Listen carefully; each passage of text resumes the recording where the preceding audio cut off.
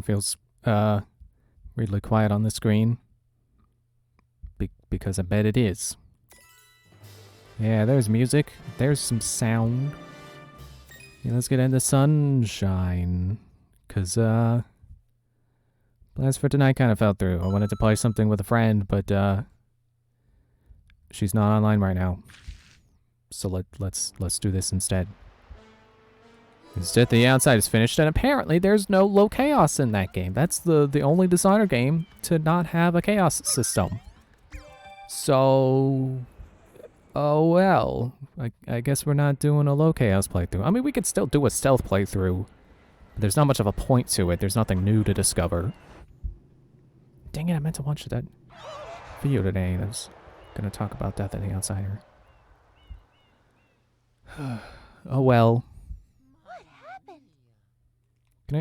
Can I can't skip this, right? Sunshine does not have skippable cutscenes.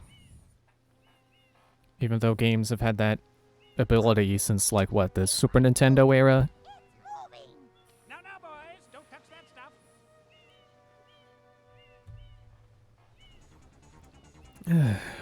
Oh well, whatever. We'll just sit through it and talk about other stuff, I guess.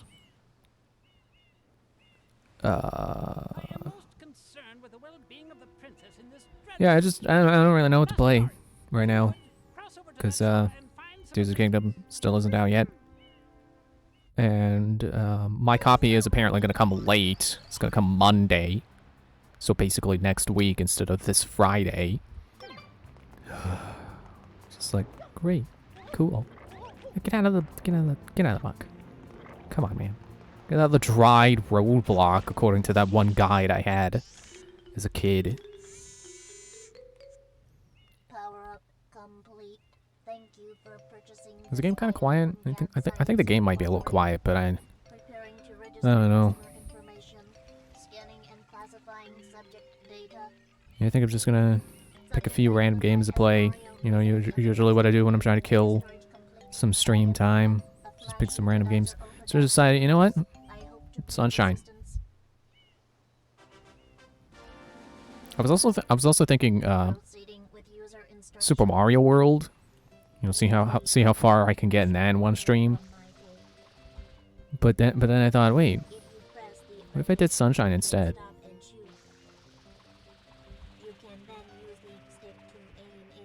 I might be able to beat this in one sitting, but I don't know if I'm gonna want to, because it's like, well, you know, the only time I've really done this in one sitting is racing Twy, and he's not here right now, so I don't know if I'm gonna feel the energy to just keep going all the way to the end.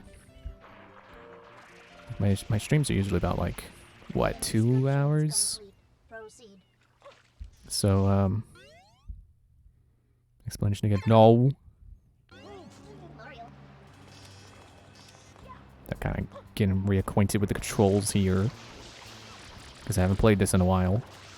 It's just since Racing Twy. That's how long it's been. It was like what, 2 months ago. Come on, get him out of my mouth.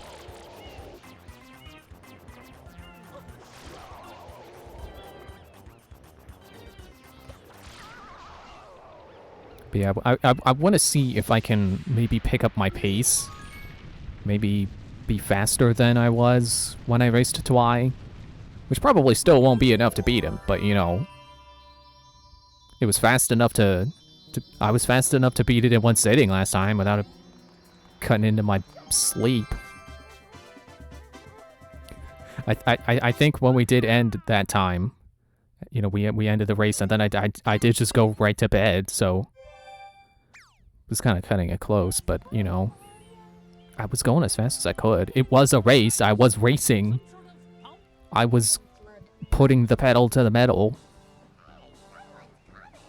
I guess I just need to learn some of the skips that Twy knows. Is that guy's hat clipping through his head?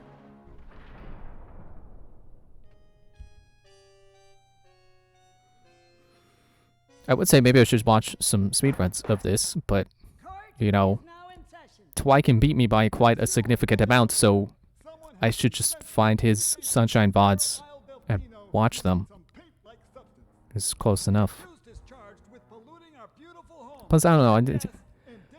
I know I'm just making assumptions here, but I feel like most speedrunners don't commentate because, you know, they need to focus. And I don't like watching gameplay without commentary. Because, you know, then it's just the game playing in the background with, you know, maybe some guy's face cam in the corner. It's not very exciting, even if they are going fast. You know, at least not to me. It's fine if you like to watch speedruns where they don't say anything. You know, I can imagine that's pretty good if you just want to hear the game. You don't want to put it on. You know, you don't want to play it yourself, but you want to just hear the sounds of the game. Overruled. I judge the defendant guilty as charged. I hereby order the This is the most exciting case in Ace Attorney ever. That time they got Mario as the defense, and then Phoenix lost for the second time in his whole career. Or would it be third? I guess it would be third. This appears to be quite a predicament, Pretty sure there was one case where he loses, and then there's one case where you're Apollo. You know, it's Apollo versus Phoenix, so that's, you know, you're playing as Apollo, so naturally that would mean Phoenix loses. But I don't know. It was a different kind of case, so I don't think technically he lost. Although yeah, he did. You know, Apollo got the result he wanted, so I guess technically that means Phoenix lost. But whatever. It's like the opposite of Glass Joe, where instead of like 99 losses and 1 win, it's like, well, not 99 wins. There's not that many Ace Attorney cases yet. And you, Mario, are being treated as a criminal. Tomorrow we must do our best to resolve this situation. I can't believe these cutscenes are still going. And then it ended. You want to hear it again? No! Oh yeah, okay, their hats do just have a yellow band. Yeah, remember, pal, we'll be watching you. I read that wrong. I don't remember these as well as other people do.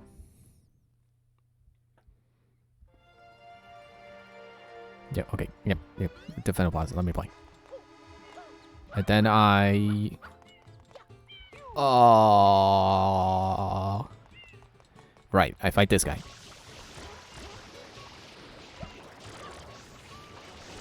And actually, I think there are enough shines around that you can do right now that would get you... that would allow you to do... I guess Rico Harbor would... Rico Harbor and Gelato Bay would be next, I think. Come on. Come out of there. Yeah, I believe you can... Well, okay. I think it's enough to unlock Rico Harbor, because I want to say that's 5. And then from Rico Harbor you get enough to unlock Gelato Bay, and then you just keep, you keep unlocking stuff because of unlock requirements being low initially. And yeah, there's enough stuff around to do that you can just skip Bianco Hills if you don't want to do it. I don't think a lot of people realize that. You don't have to do Bianco Hills until, like, it's the last thing to do. I've done it. Now, I know there is a point where, even though you have enough shines, stuff doesn't unlock, but I think that just requires Delfino Plaza to refresh. I don't think it purely requires you to go into Bianco Hills. But I have not tested that, so it could be... Right. I forgot this has 2 jump buttons. So I'm jumping and I'm hitting what I think is B, which is actually B on the control. Wow, really? Already? Of course, when I'm trying to beat him fast, he doesn't go down. But when I'm not even paying attention, it's like he's down. He's already beat. Anyway, yeah, I'm hitting what I think is B, and that's just the other jump button, which is so stupid. Why did they think that these games needed 2 jump buttons? He just snap into place? That's weird. Yeah, I could see it being, I could see progress being gated until you jump through this initial portal and chase after Shadow Mario, and then realize that he's Mario! And realize that he's not in the portal directly.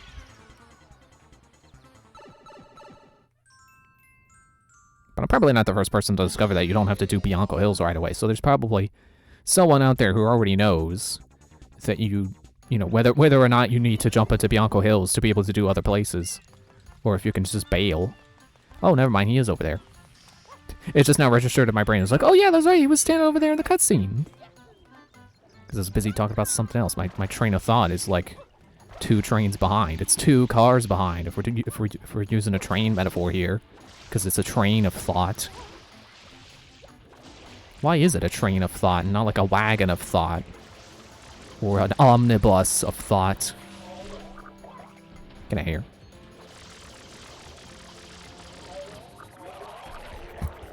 Thanks, invincibility. And flood Dootin without shooting water. He's Dootin without shooting. Ah, man. His rootin' Dootin water shooting device. And take that, boss. I fought it for the 3rd time in a row. Which is a pretty fair complaint to have against this game. Like, I've said before, I kind of get what they were going for. That they... Oh, right, I forgot. You don't have to do this. So I'm not gonna. Because I can just go this way. And now it's like we're on mission 2 already. Like mission 1 never happened. Yeah, I think what they were trying to go for was, let me see if I can triple jump! I think what they're trying to go for was, like, those guys were supposed to be, like, the gatekeepers. I think that's what some guys actually call them.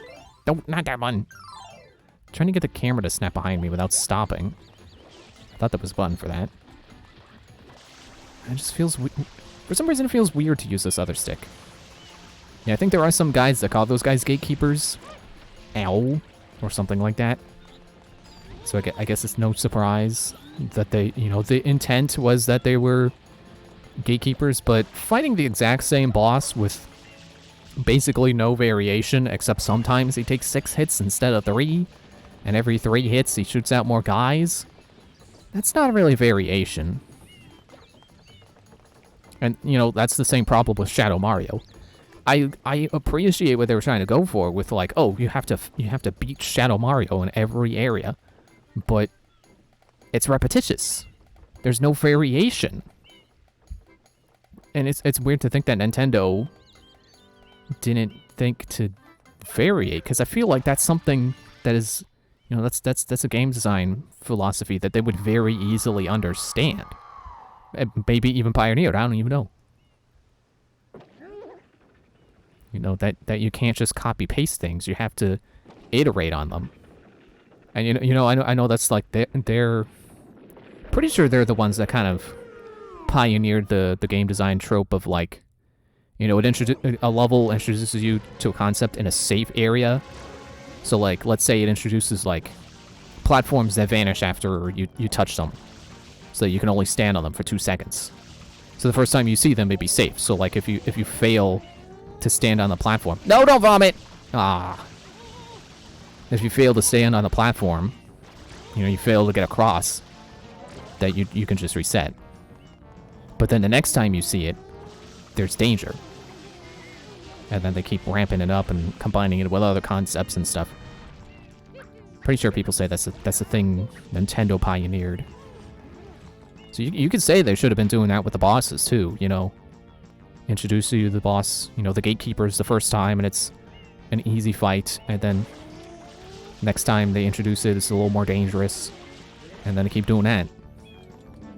And then maybe make you fight a gatekeeper and Koopa Blooper. Because, you know, they definitely need more Koopa Blooper fights in this too. Why do we keep switching nozzles? I'm not even sure why I'm doing that. Have I even been actually hovering to hit Petey, or have I just been doing that? I think I've just been doing that at a, like, for the sake of getting Flood's head to go back, you know? Get the nozzle to reset. Even though it doesn't do it when you switch, but, you know, for some reason my mind says, yeah, this is fine, but this is not. I don't know.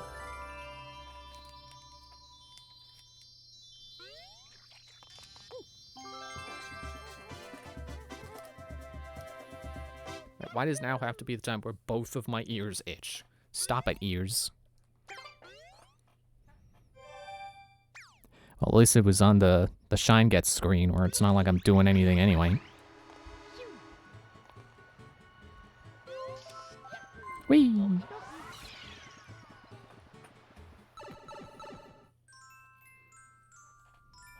Hillside Cave Secret.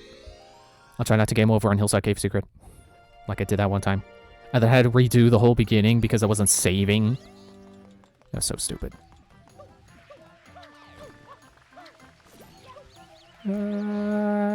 Slide. Wow. I don't know if I would go face first down a water slide. I guess it'd have to be a water slide I've been on a few times for me to feel safe doing that.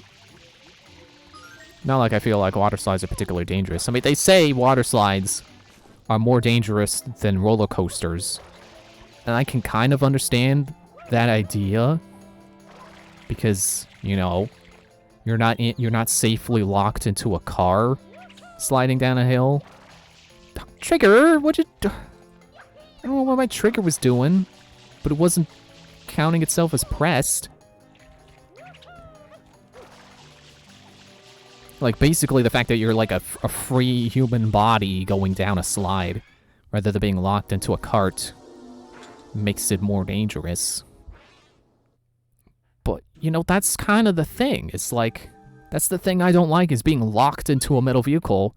And at least if the metal vehicle fails, you know, like, it feels like it would be much more of a disaster than just like, oh, I smacked my arm on the thing while going down the slide. You know, plus it's, if the risk factor is like, oh, it's because you're a free human, you know, you're not locked into something, well, you know, it's not like I'm stupid. Like, I know not to put my hands out to try to reach for things that, you know, could probably hurt my arm. Like, I'm not really sure what the, you know, if you're going on the slide just to go down the slide and you're not trying to pull any shenanigans, like, how could you get hurt? Unless the slide just, like, the water is not all the way down the slide. You know what I mean? You know, you don't want to get slide burn or wedgie.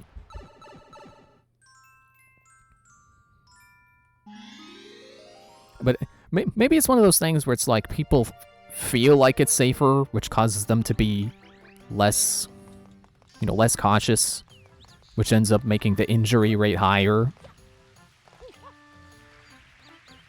Like, maybe that's the whole thing. Like, again, it's like you're a freestanding person. You know, you're not locked into anything.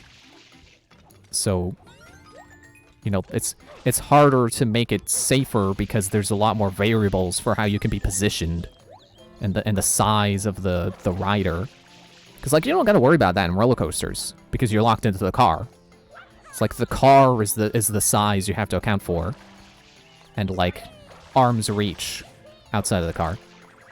It's like I think that's a roller coaster design thing too. Is like, you know, you make it look like you might hit something, but in reality, it's like things are actually so far away that you can't possibly actually touch them. It's like you would think with any roller coaster that looks like you could reach out and touch something, and it would, if you're holding onto it while you go by, you would break your arm. You know, like going through the caves in what's it called? Big Thunder Mountain, that one Disney roller coaster. I can't get the camera right. Get out of the way! Jeez. Sail! Yeah, like going through the cave in Big Thunder Mountain. It's like, it looks like if you put your hands up, you would just lose your hands. Or break your elbows or something. but it's like specifically designed to look like that, but in reality, you're not that close. Oh, thanks for bringing my fall pokey. Jeez. Alright, where's the... Never mind, I see it. Where's the last coin? Never mind. Saw while saying it. I can't... Why am I used to the camera being the opposite? Because the camera is how I like it to be. I'm pressing left to look left.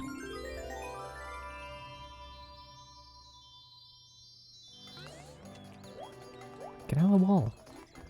Alright, now I'm gonna go back up. I didn't take the efficient path. It's fine.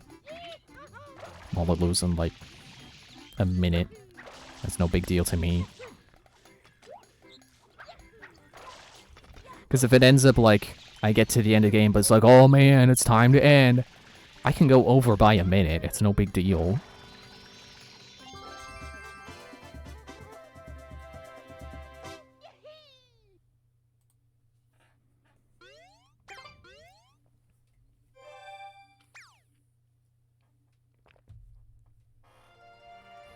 Yeah. The place is scooped. I'll deal with it later. I gotta go fight Shadow Mario.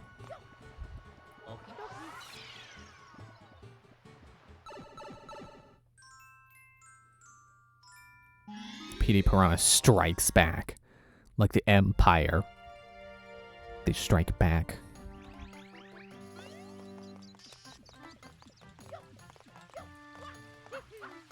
There we go again. I hit A instead, or I hit B, thinking it acts as it would on the GameCube. No, it's B is also A in this game, which is such a pain in the A and the D.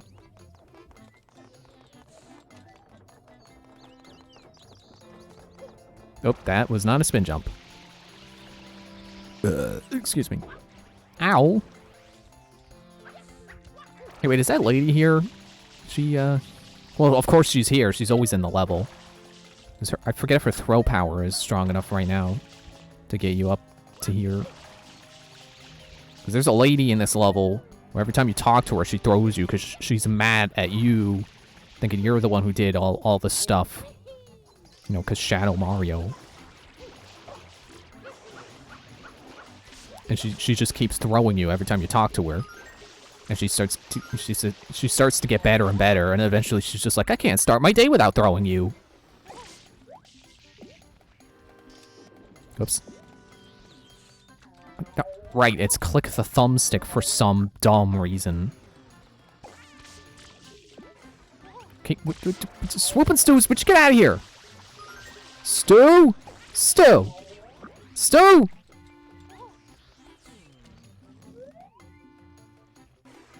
It's like they didn't have to make the over-the-shoulder view clicking the thumbstick if they didn't make 2 jump buttons.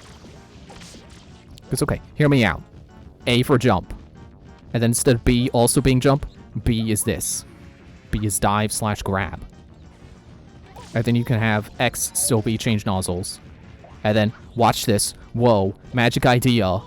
Y can act exactly like Y on the GameCube. Where's P? He's over there. And then you don't have to click the thumbstick B anything. It's like, wow, what a wild idea. I can't believe that I thought of it, because it's such a wild idea. It's such a wild and creative idea. Dude, you can't close your mouth. You can't have your mouth closed.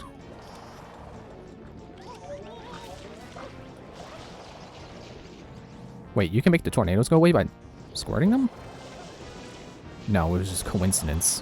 Whoops, I'm out of water. Give me water. Give me water. Stew! Whatever. P's too full of water to take off. Slide through the goo. Get in the water.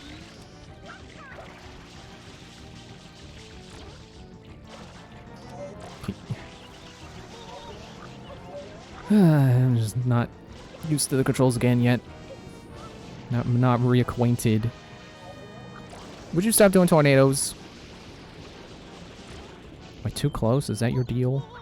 I'll slip and slide on this banana peel. What if I get closer? You wanna vomit on me? Is that thing?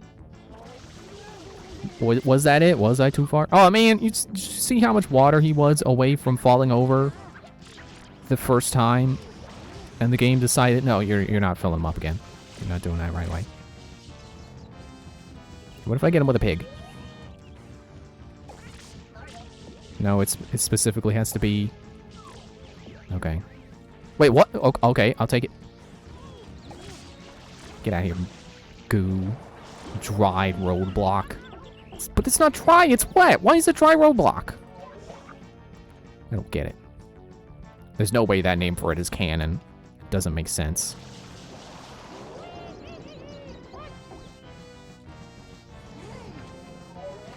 Get out of here, Stu. Come on, open your mouth. I said open your mouth. Come on. Come on. Reverse, reverse, reverse, reverse.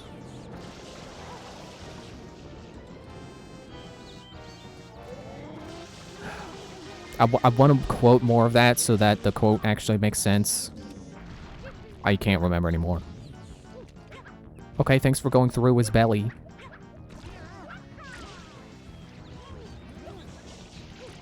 Stu? Stu. You're stupid. That's where you are.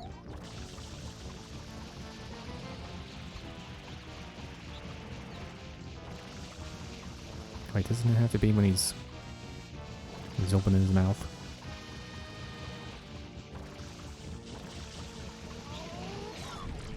Whoa, okay. Yeah, gotcha. Take that, Stu. Ow. Aha! Now I've got your number. Yeah, this'll finish you. I keep doing it. I keep switching the nozzle, and I don't know why. It's some kind of weird habit I formed. Ow. Okay, fine. Go away. Turn it to a shine sprite faster.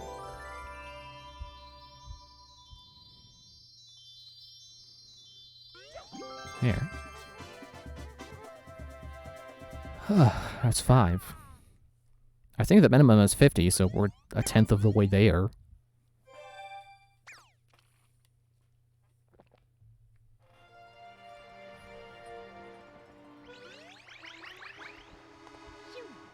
Alright, so, 2 more? Yeah, Dirty Lake and then Shadow Mario.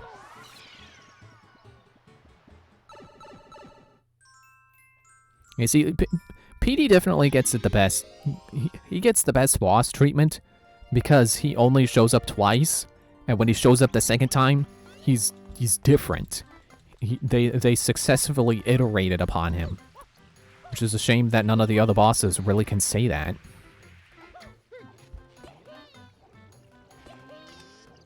Like, I'm sure there's plenty more you could have done with the gatekeepers. Actually, I want to say they were called proto-piranha plants. Thought there were lily pads down here. I'm not seeing any lily pads. So just go up this way.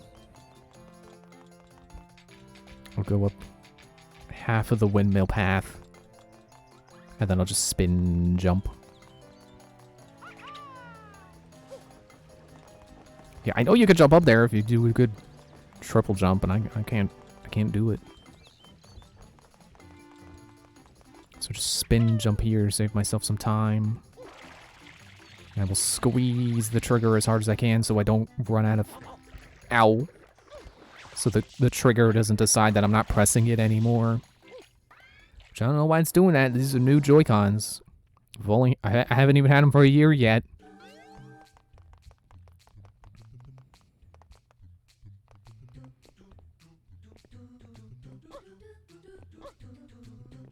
No. I should be spin jumping more, but I don't know. I'm out of practice.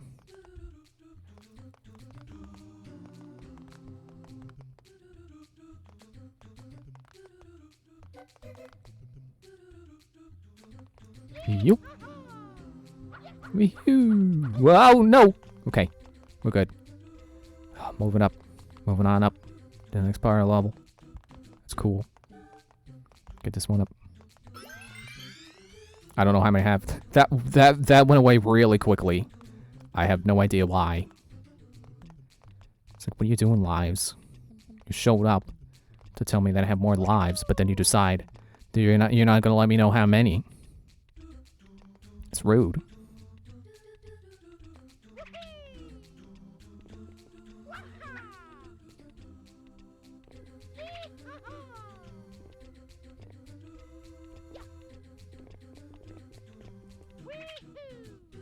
Alright, almost there. Whew. Alright. Those platforms do still make me tense. Even for as many times as I've done this level. 7 times. No, that's probably not an accurate number. I don't think I've done it 7 times. Probably a few more times than that. Shut up, cooped up house. I'm not ready yet. Still got a Shadow Mario. Jeez. Wait your turn. I don't want to fight the Proto Piranha Plant so soon. Just fought him like 3 times.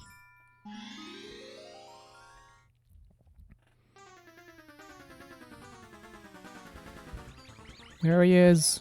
Get him. Ah.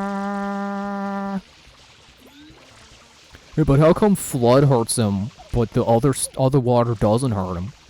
Because Flood is pressurized, that's why. He's a flash liquidizing ultra dousing device. Other sprinklers aren't ultra dousing devices. You going back in the water? Stop that. Ow.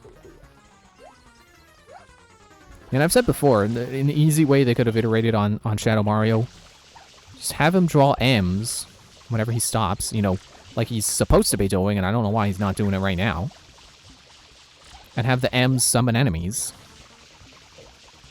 Which he does once. He does that in Pianta Village. He summons the wind guys. And that's the only time they do that. That is the only time Shadow Mario is really different. And it doesn't make sense. I mean, I guess you could probably count Serena Beach. Because that's when they have booze around. As Shadow Mario doppelgangers. Which is funny. They're doppelgangers of a doppelganger. Imagine being a ripoff of a ripoff. I say that, and I'm sure I have a character somewhere that was inspired by a character who was inspired by something else. So, you know, a ripoff of a ripoff, probably. It's not coming to mind right now. I only have characters who are once removed from their inspiration. Not twice removed. Is that the right thing? Twice, you know, like once removed would be 1 degree of separation. You know, you go thing A and then thing B. That's 1 degree of separation. That's once removed.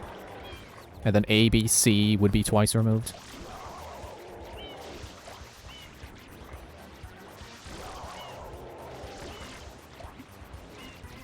I love how the stews can just walk off into the water here.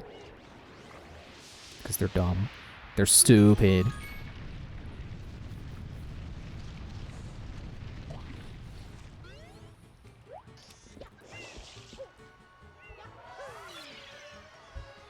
I was trying to guess what Mario was going to say when he jumped through the portal. My guess was okie dokie. He did not.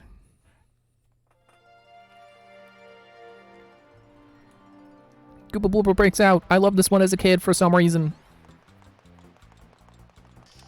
I guess I just thought Koopa Blooper was a cool boss, and he is. I definitely don't deny that. I don't know that he needed to show up like 3 times. Wait, is that right? 3 times? Because twice here. And then he's the boss of Tricky Ruins. I feel like I'm missing sometimes, but that seems accurate to me.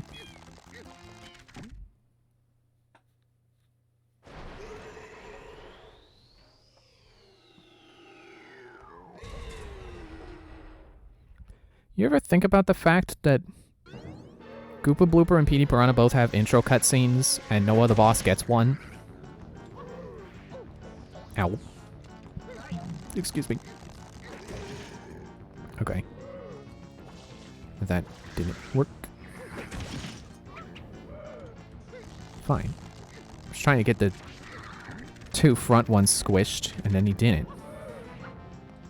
Mario didn't squish them. Hey, yeah, let's turn Koopa Blooper around for no reason. Get a different view as we smash his face with his own face. Get that rubber band effect with his mouth.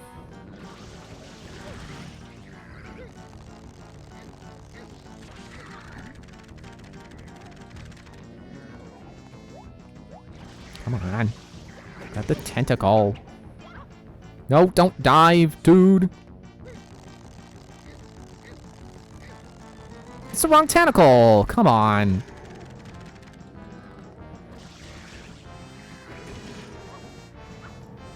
I remember when I realized that you only needed to pull off the front tentacles to beat him. Actually, I guess I can't say I remember because I don't remember what I was doing. I don't remember where I heard it. I'm not even sure I figured it out on my own. Like, I would be willing to bet that it wasn't until Chugga Conroy's Let's Play that I heard that, oh yeah, you don't need to pull off any more than the front ones, because the back ones don't hit you when you're pulling his face for some reason. It's not like they can't reach.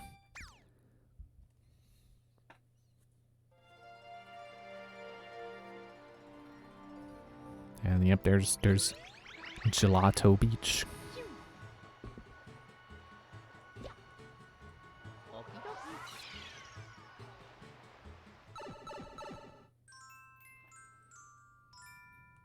Blooper Surfing Safari. Ah! Blooper Surfing! No! It's fine. It's the easy Blooper Surfing mission. You know, I say, having done these multiple times,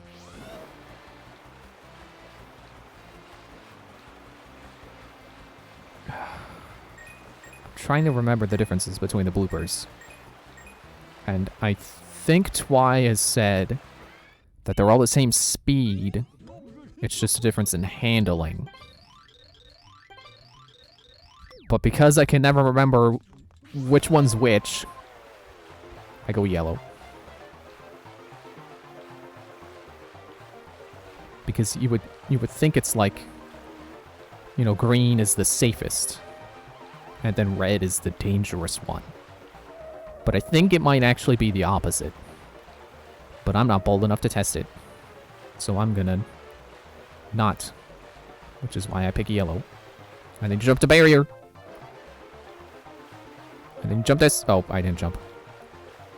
Oh well. I made it. It's fast enough for at least one Shine Sprite, and that's all I need.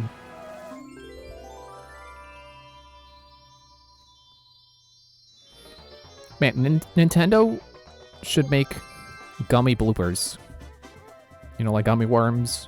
Or, you know, they actually do. Trolli actually does make gummy octopi. But Nintendo should license out gummy bloopers. You know, it's not like they remember Super Mario Sunshine and they like to make references to it, but I think that'd be cool.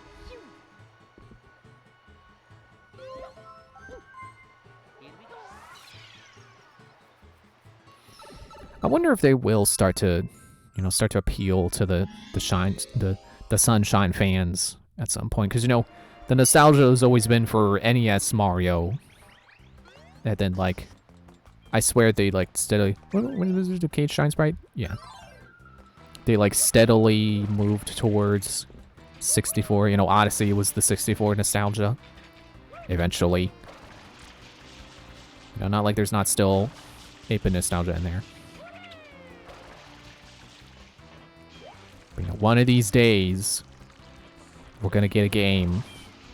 Well, let's say that like Galaxy 2 didn't have literally the secret of the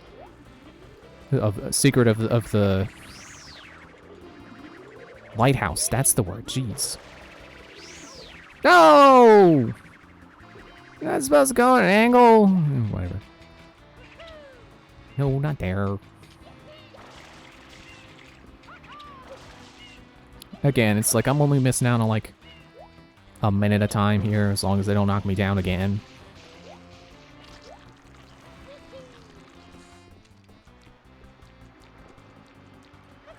I don't know, I just feel like it's weird that... It feels like they're so quick to appeal to, like, every other Mario game out there. But, oh, stop it! Jeez! Who thought you were a good idea? You're stupid! Yeah, it feels like they are just reluctant to reference Sunshine sometimes. I'm trying to do the camera, that's fine. I'll go this way. Don't grab the blue coin.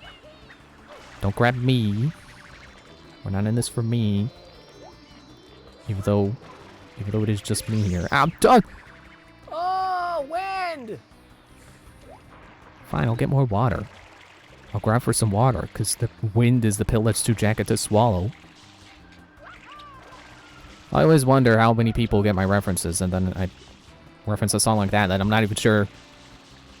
You know, for one thing, it's out of my usual wheelhouse of songs. But for another thing, I'm not even sure it was an officially released song. And then you gotta have... and then people have to actually remember that line. No, don't... Wall jump. There.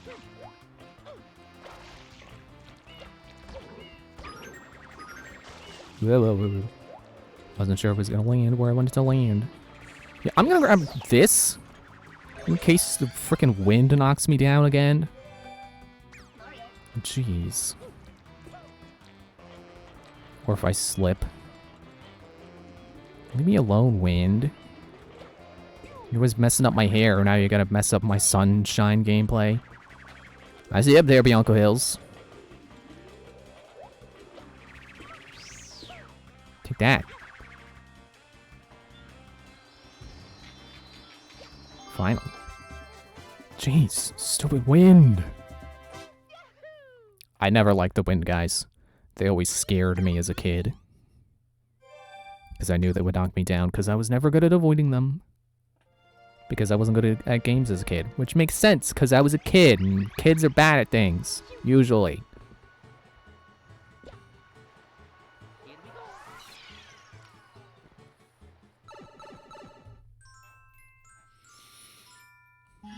Hey, there it is, Secret of Rigo Tower. We're gonna do Galaxy 2. Except we won't have the cloud power-up.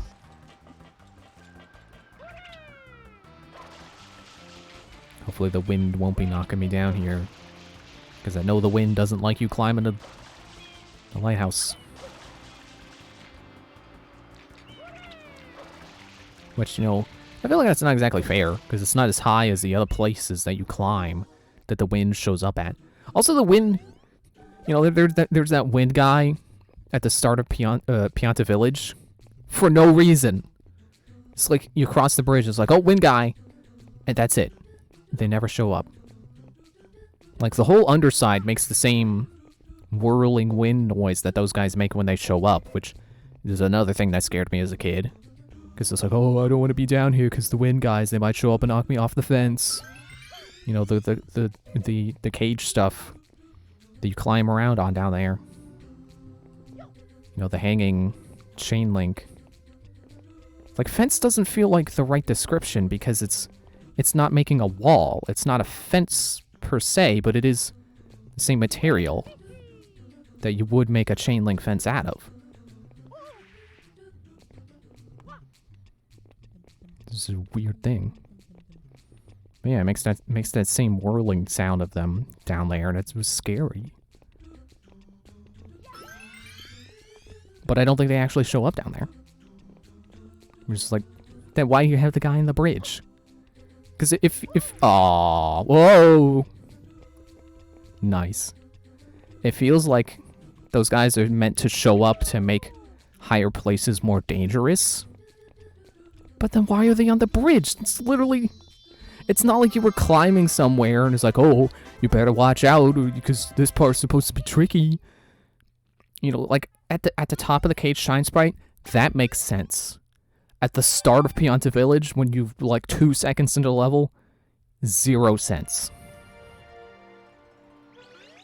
And if I'm remembering right, like they throw like 3 of them at you at once. And it's like, I'm just entering the village. Would you chill? What if I lived here?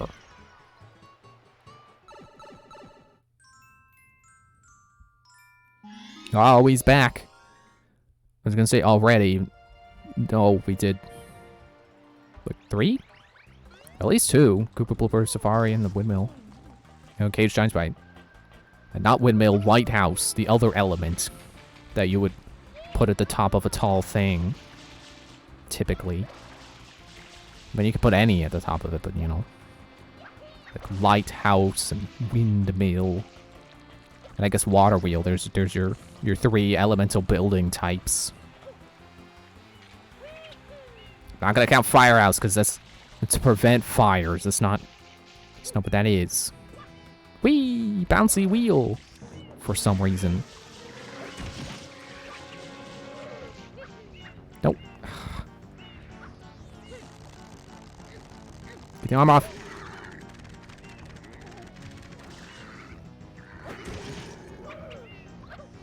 Would you stop bouncing on all the tentacles?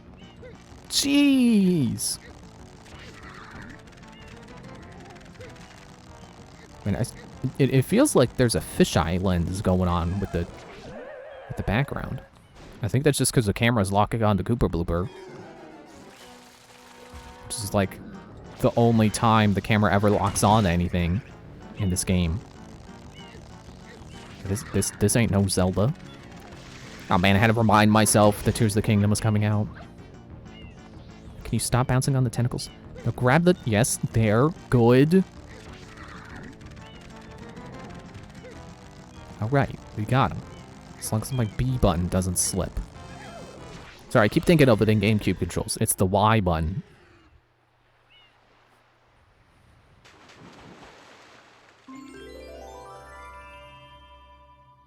Why are you so high up, Shine Sprite? Where are you coming from? Like, it seems like most other bosses, like...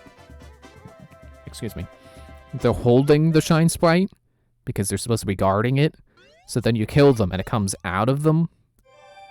But that didn't come out of Koopa Blooper. Like, he falls into the water and then the Shine Sprite appears. Like, where's it coming from?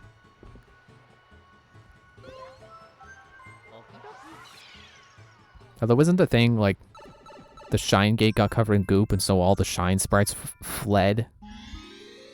So, like, you would, you know, they appear to be sentient, so you would think they would come back.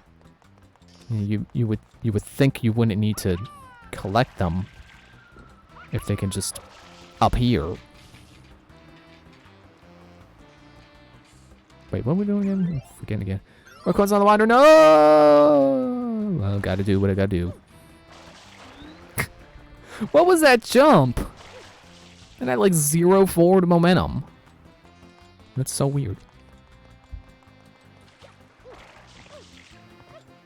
Yeah, like, that's also the thing with, like, Shine Sprites showing up when you beat a minigame or something. It's not like, oh, these people are committing treason because they could have given you the Shine Sprite to help the whatever, you know, help the island, but they're holding out on it as a prize of the game. No, I think the thing is just supposed to be you beat the game and the person is happy, and then the Shine Sprite decides like, oh, it's time to come out of hiding. And it's like gratitude crystals in Skyward Sword. I think that's supposed to be the idea. But, you know, people always got to look for the dark side of games. You know, you can't just let Kirby be Kirby. You gotta be like, oh man, Kirby's a genocidal maniac because he eats all the enemies. And then someone comes along and proves like, you know you can beat Kirby without beating any enemy that's not a boss, right? Which It's probably true. I don't know that for fact. But, you know, I think people project their own game experience too much onto video game characters. And they're like, oh man, Link just loves smashing pots. It's like, no. You do that. Link doesn't. Like, there's not a whole lot of games where Link gives his opinion on anything.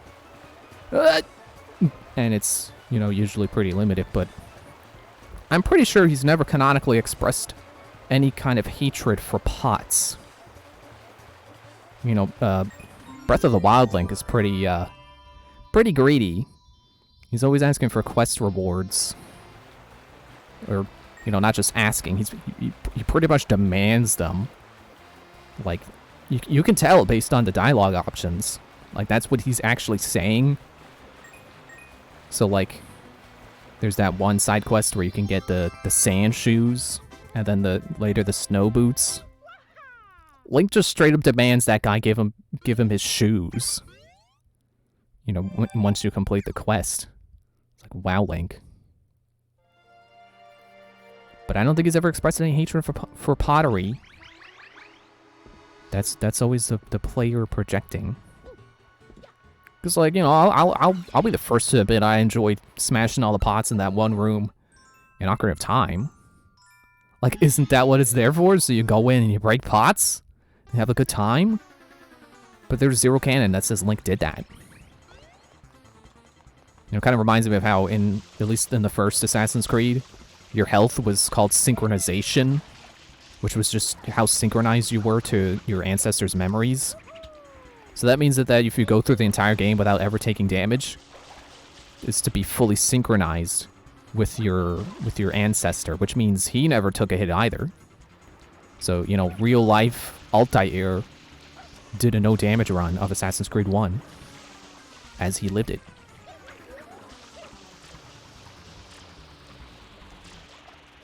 I was wondering if you could just stand there and let me shoot you. Which is probably the smart idea here. Just keep shooting them from a distance. Maybe that's what they want you to do. I don't know. Maybe that's how this one's meant to be different. I'll have to keep an eye out for that. You know, keep an eye out for ways that they probably meant for each Shadow Mario to be different. I can say right now, Serena Beach is not different from Bianco Hills. Like, that one is just chasing Shadow Mario around. But instead of Bianco Hills, it's, Gelato Beach. And I had another one in mind that I knew was the same, and I forgot it. Oh yeah, Pina Park. Like, that's definitely just chasing them around with no variation. Should we go faster? Come on. Do the fast, Mario. Except around corners, so you can turn and not hit your head like you did. But at least in this game, Mario is smart enough to not run face first into a wall. Like at Mario 64, where you run towards a wall. You run towards a wall and you just goes boom, straight into it. It's hilarious. Get out of the goo. Get out of the wet roadblock. Oh,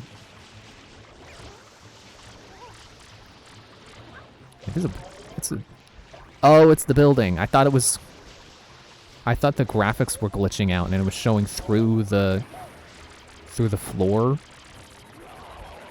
No, it was showing me through the goo, which is the lighthouse. Okay, let me stop standing where the goo will be spreading. Or apparently it doesn't spread right there, okay. Yeah, we did it! We beat him! Only 3 shots, that's all it took! Oh. Oh yeah, and the block is still up there. You have to ground pound with a rocket nozzle. Get out of here, Stews. It's a nice cacophony of colors, but get out of here.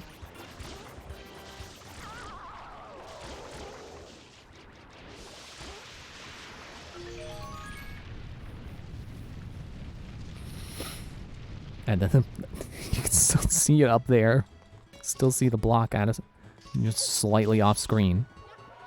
That the lighthouse rises to meet.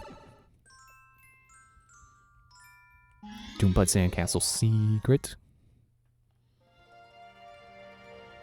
Come on. Stop doing the intro. Let me go. Which one is it again? It's is it this one? No. This is why I did it anyway. Poop!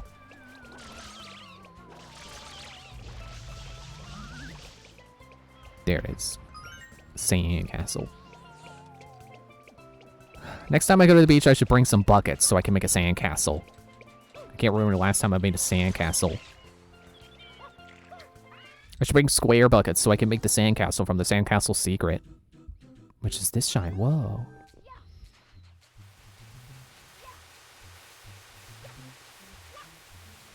So you want to know something cool?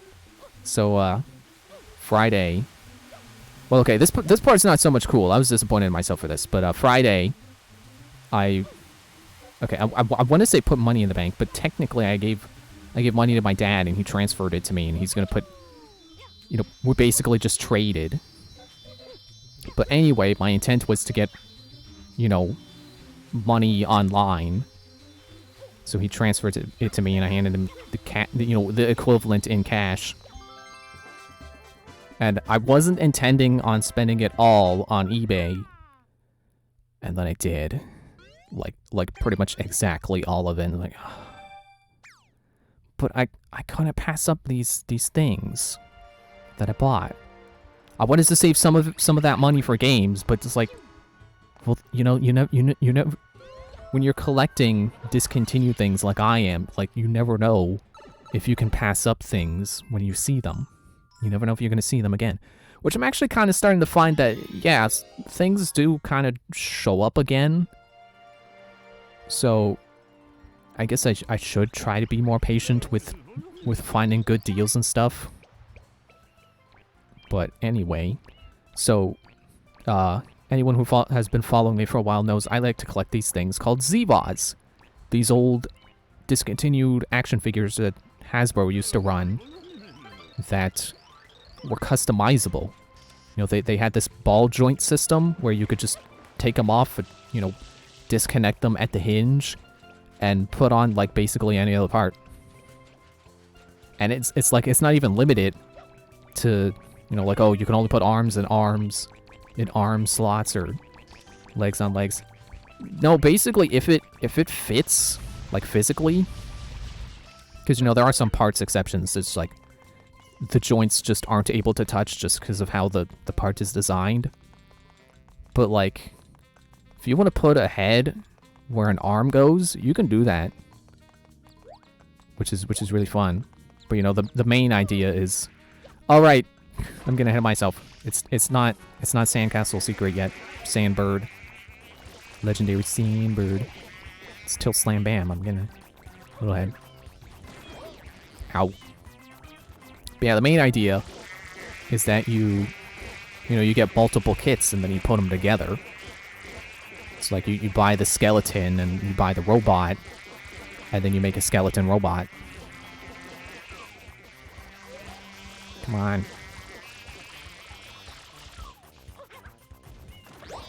And, one of the ones I've always wanted was this guy called Predacrawler. He's this four-legged robot with a giant claw for a hand. And, one of his alternate weapons is a saw blade that you can attach where his normal-size human hand is. Well, the one I bought recently didn't come with the saw blade. It had the little... What the heck happened there?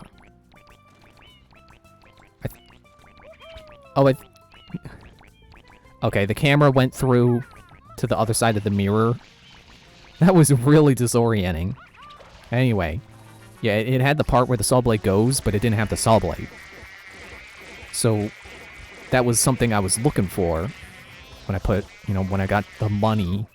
I was going to eBay to buy stuff and didn't intend on spending it all, but I did. And it's like, I saw a thing that had the saw blades. It was like, I don't know if I can pass this up. I don't know if I'm ever going to see another set that comes with a saw blade that isn't just the entire figure again. Which the figure is a little... I don't know if I can say rare, because there are definitely figures that I've seen way, way less frequently than Depth Perception. No, than Predacrawler. Like, I've seen several different Predacrawler listings. But you know what I've never seen? Like, a full, complete Stormwing. Like, that guy's just, like, impossible to find. And I've only seen Frankenpunker, like, once. So definitely not... You know, Predacrawler's not the rarest, but... You always seemed out of my reach. So it's like, you know, I didn't want to have to buy him again. I kind of do, because the one I have isn't in super good condition. One of the problems with the joint system is that sometimes, you know, with age, they kind of... Or maybe not age, but, you know, you play with them enough, they get loose. So they lose their pose strength. They don't like to stay in poses as well. And the Predacrawler I have does, like, he doesn't even really like standing. So I would like to replace his legs. And I'm still missing one other part besides the saw blade. But the saw blade was the thing I was most disappointed didn't come with the one I got. So I'm happy to have it, but like, I'll be honest, I did kind of overpay. But like, it was the only listing. And I paid what the listing said. It's not like I paid like $100 when the thing only said 20. Like, I'm not stupid. I don't think anyone was thinking that, but you know, just being clear. But it also came with a bunch of the game pieces, you know, because they would have like these... There are these special dice that they have that you basically just slot in the side of the die that is the equivalent of the part that you have in your figure. And then, you know, you would roll it and be like, oh, you landed on your kick, which does, you know, 4 damage or whatever. So, you know, it's not very common for the figures to come with their corresponding game pieces. So I got, you know, it wasn't just for the saw blade. This lot was also coming with the game pieces, and I need more of them. I definitely don't have all of them. You know, the figures I have don't have complete game pieces. So hopefully this will be giving me pieces that I need. In addition to the saw blade that I just basically just wanted. Definitely did not need. I mean, I don't need the game pieces either, because it's like, who's going to play Zevaz with me? Like, who even remembers? Come on, trip on the pyramid! Thank you!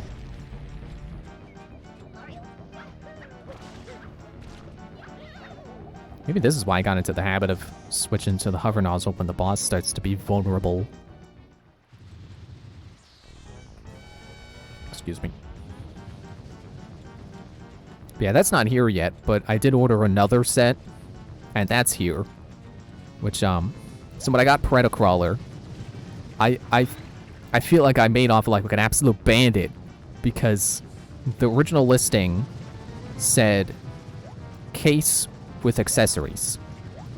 You know, so they did Hasbro did release a carrying case, you know, specifically designed to carry around the parts. I mean, not really specifically designed, you know, it's just this plastic case with compartments.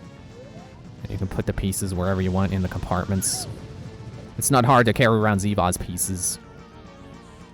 But, you know, it's the official Zevaz case, basically. Which I already had at the time, but what caught my eye was, you know, looking at what they were showing as the quote-unquote accessories, the extra pieces. I noticed that it wasn't just one complete figure. It wasn't just 2 complete figures. It was 3! This person had this case listed on eBay as case with extra parts. And those extra parts were 3 almost entirely complete figure sets. Like, each of them were only missing like 1 or 2 parts. And it's just baffling to me that this person was like they didn't even try to put them together to see if they made a complete figure. They're just like, yeah, case and pieces.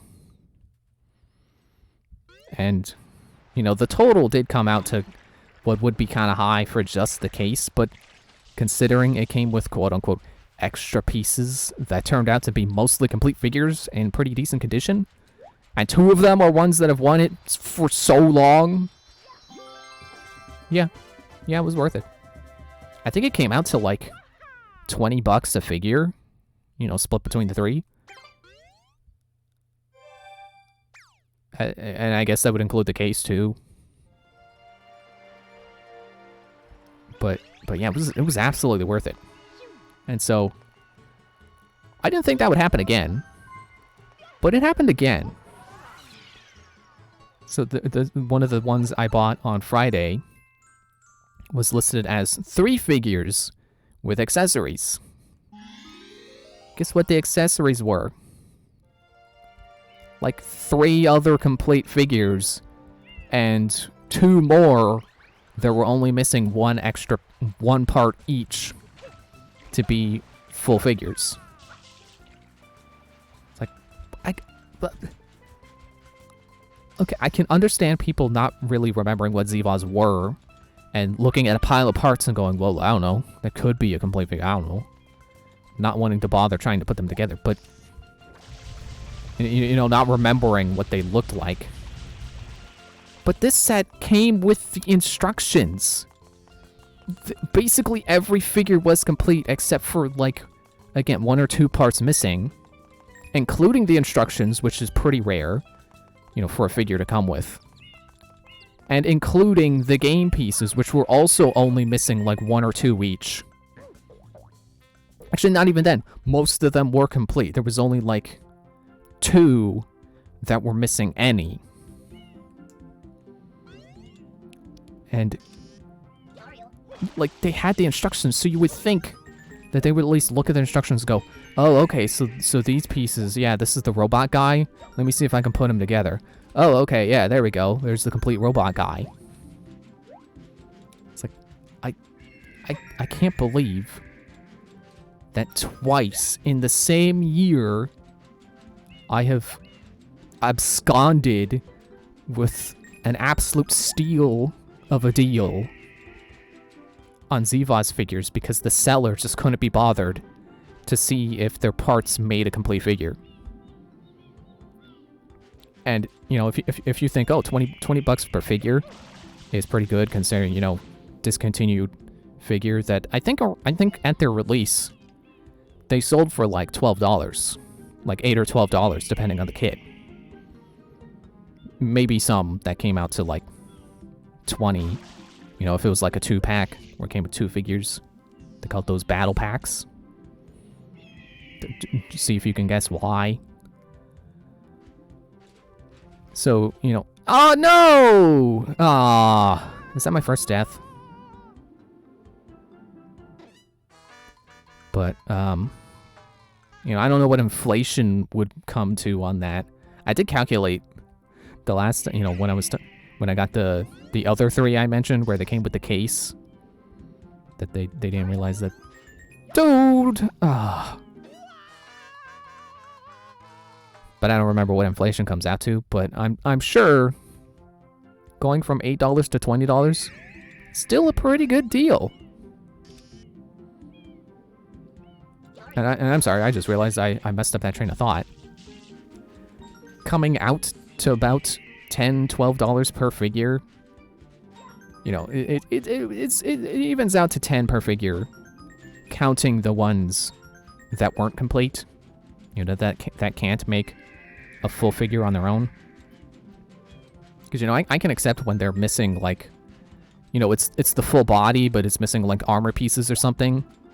But, like, one of them was missing a hand, so that's definitely a noticeable missing part. Ow! Okay, yeah, okay, I'll just wait here for you to come back. It's fine. He does that.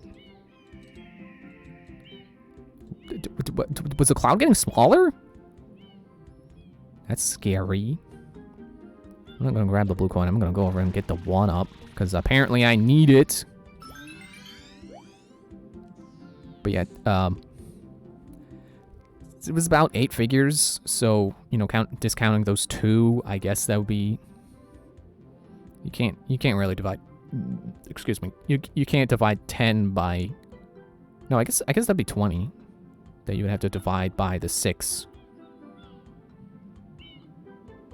Which, let's see, 4, 8, 16... Or 12, 16, 20... So that'd be like, what, 12, 13 per figure? If you don't count the ones that were complete? Or that were not complete, you know, missing a hip and a hand. But that's still like a you know, it was basically no inflation, which is bonkers. It was a crazy deal that I don't think the person intended to give me. You know, to give whoever ended up buying that listing, which was me. And now that said, I definitely did get some game pieces I needed. And I was able to find some parts that I was completely missing. Excuse me, completely missing. You know, some figure pieces. Like my soldier guy, Alpha Ranger, his giant cannon was missing the handle. And that's one I've had since I was a kid, so I'm sure the handle's around here somewhere. But I wanted to be sure to buy, you know, that was like one of the 2 parts in that set that was like, yes, I'm buying this because I need this part and I don't know if I'll ever see it again. Which was probably why I felt so heavily guilty at first for spending as much as I did on that. Whoa, no! Seriously?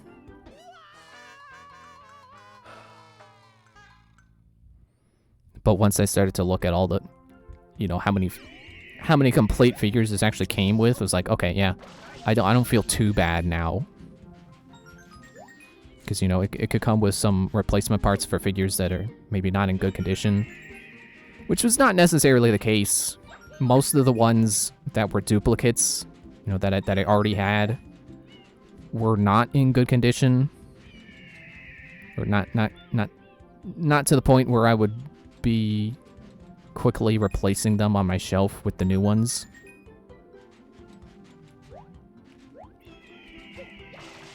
But still, like, you know, it's fun to have extras.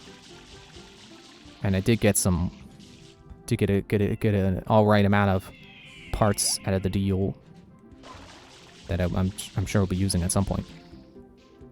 Like, one of the cool things was that it came with a second Transcorcher, which is a special guy who you can build him like a robot, or you can build him like a vehicle. See, it's a Transformers reference. That's why he's called Transcorcher. Because Hasbro owns the rights to both of these things, and they were able to do that. And, you know, I have the 1, but I have him in robot mode. And now that I have 2, I can have 1 in vehicle mode. Which, unfortunately, it's not actually built like a Transformer, where you can, you know, bend its arms and legs around until it's a vehicle. You actually have to take it apart and put it back together as the vehicle. Because it has parts that are just not on the robot. You know, in vehicle form. Finally. Frickin' Sandbird.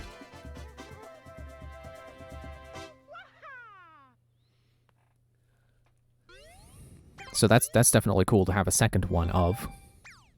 And there were definitely parts on that the one I bought originally didn't have. And you know, originally I'm thinking like, oh man, maybe I shouldn't have bought that one originally. Maybe I should have just waited so I could buy this set and not have had the need to buy them on their own. But this one's definitely not in as good of a condition to the point where I feel glad to have it, you know? Maybe you don't know because that was a confusedly structured sentence. I'm Input Tissimo. I like to brag that I'm fast, but actually I'm really easy to beat.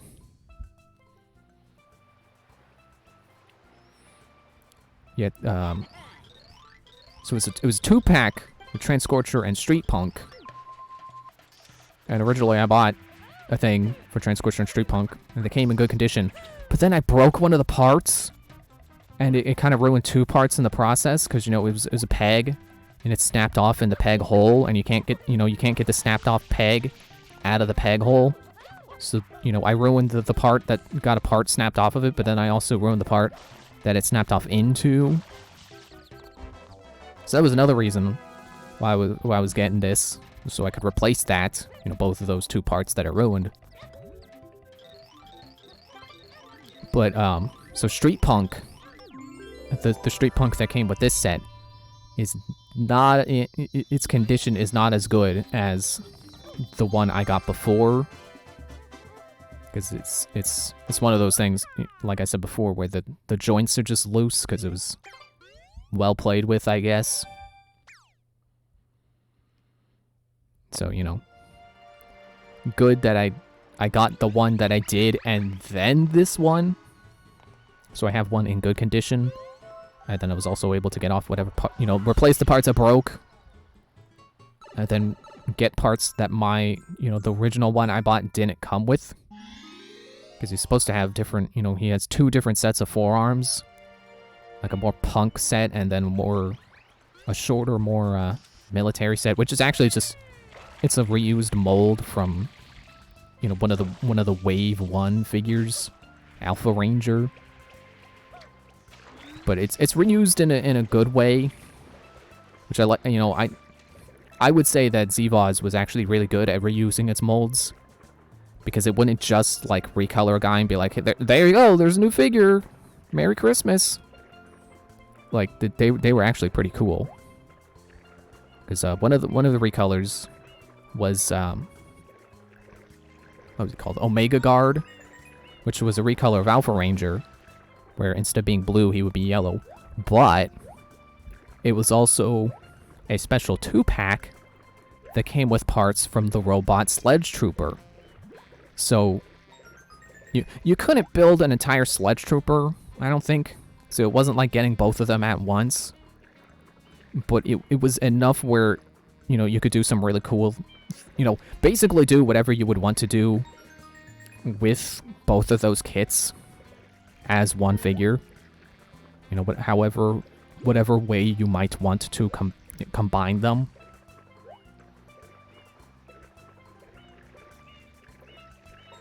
And then another one was I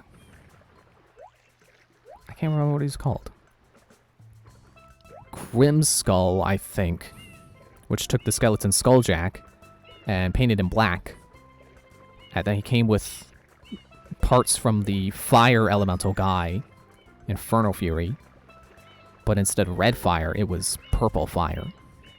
So it's like, wow, this looks pretty rad.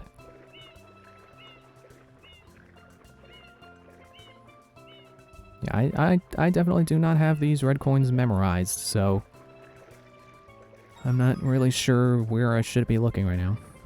I think there's only 2 of them that move around, so thankfully I got the hardest ones pretty easily.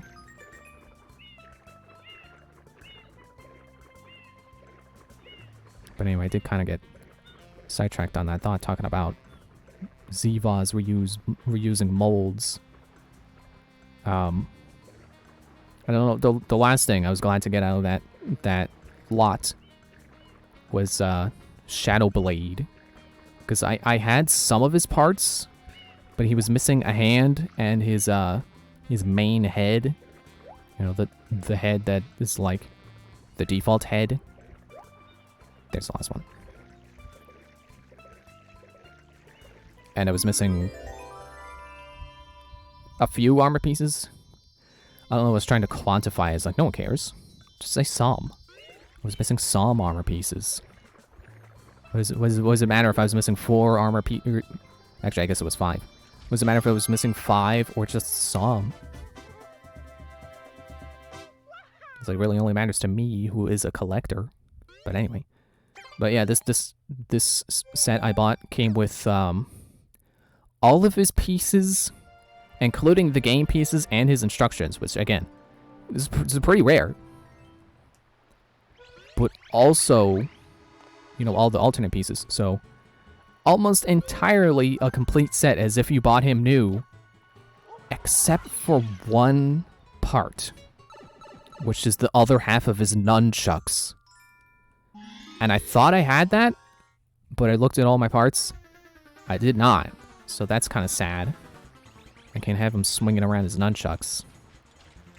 But other than that, he's got all his pieces, so that's just pretty cool.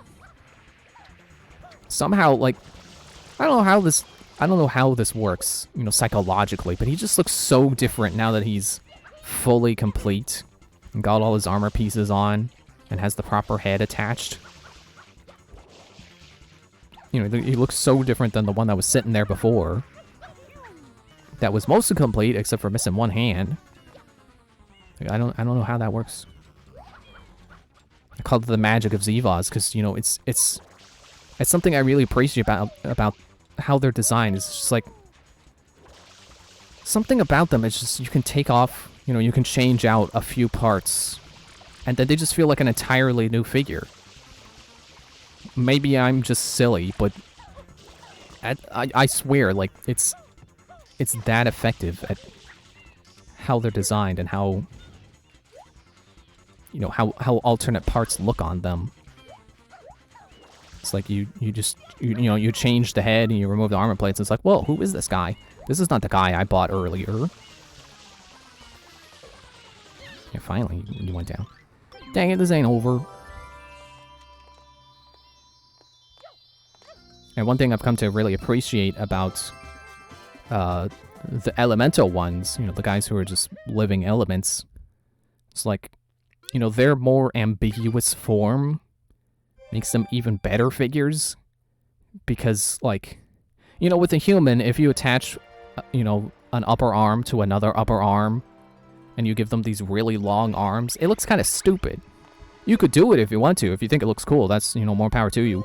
But, you know, in the back of your mind, it's like, that's a human. He should not look like that. But if you were to do that with the electric guy, and you make his arms 3 segments long instead of 2, he just looks like an electric guy with more electricity. So he kind of benefits more from having spare parts than any other figure, because it just looks so much more natural to not look human. That didn't make sense. What is the next area after this? I guess it's Peanut Park. Because I gotta get Yoshi. There's supposed to be a Yoshi! But I gotta go to the bathroom, so I'll do this cutscene after I go to the bathroom. I don't know why I still have my old intermission screen around. I should just replace it. Because I have. This is it. I don't need this. I don't need this button sitting here. There's no point to this. It's like, what am I gonna do? Play Battleborn? I can't! I'm mad about it. But I'm gonna stop shouting, because I need to save my voice if I'm gonna continue.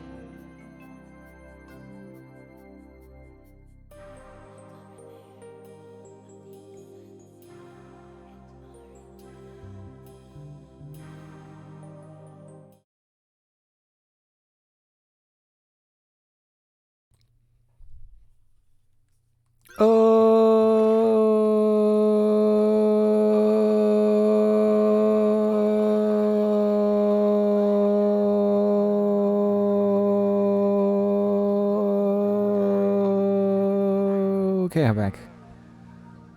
Wasn't about to do that for the entire length of the cutscene.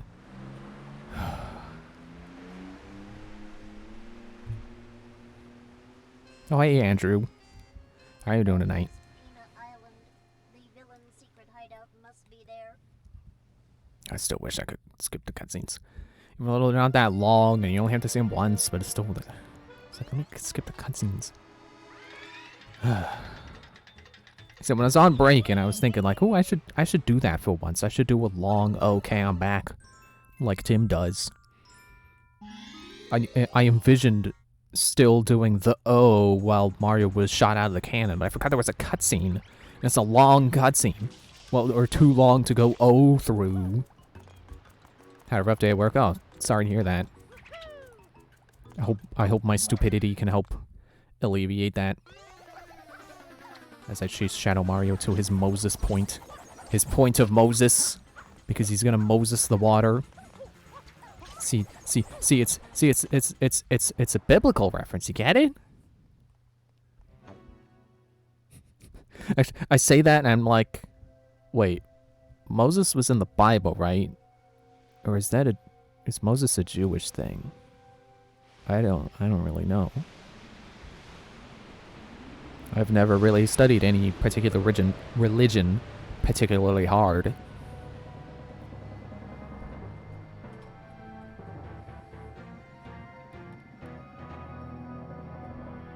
What happened? Did the perpetrator get away? Flood, like,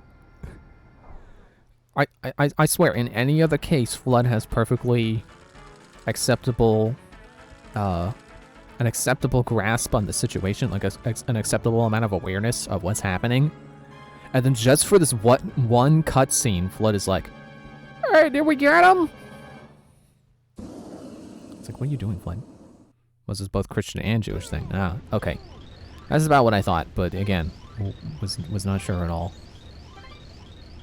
And now I'm about to be Moses, and I'm gonna shoot Mecha Bowser with rockets, just like Moses. You know, after he parted the sea. So now I am the one who will be... Well, I was gonna say will be parting. I guess I will be... I will be departing when I beat him. But I guess technically Mecha Bowser will be departing first. Gonna come from this way. Ah!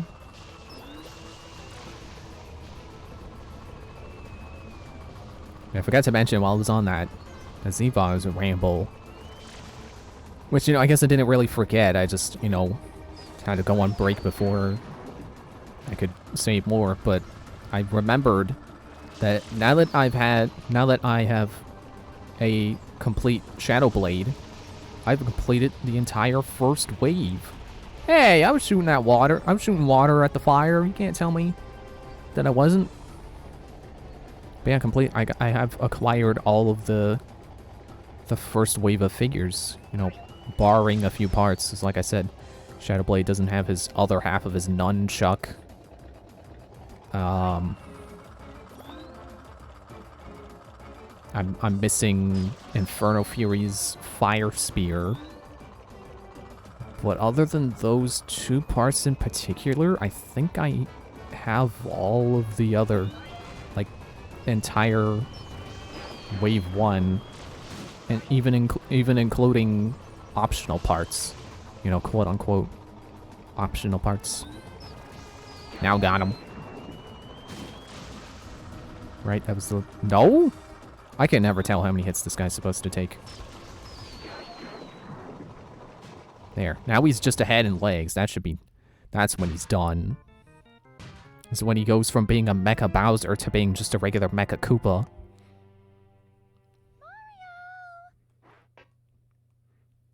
But, yeah, it's easy to tell I've completed Wave 1 because there is basically everything in the Bible is canon to Judaism until you get to Jesus. Ah, okay. Gotcha. Yeah, there's like...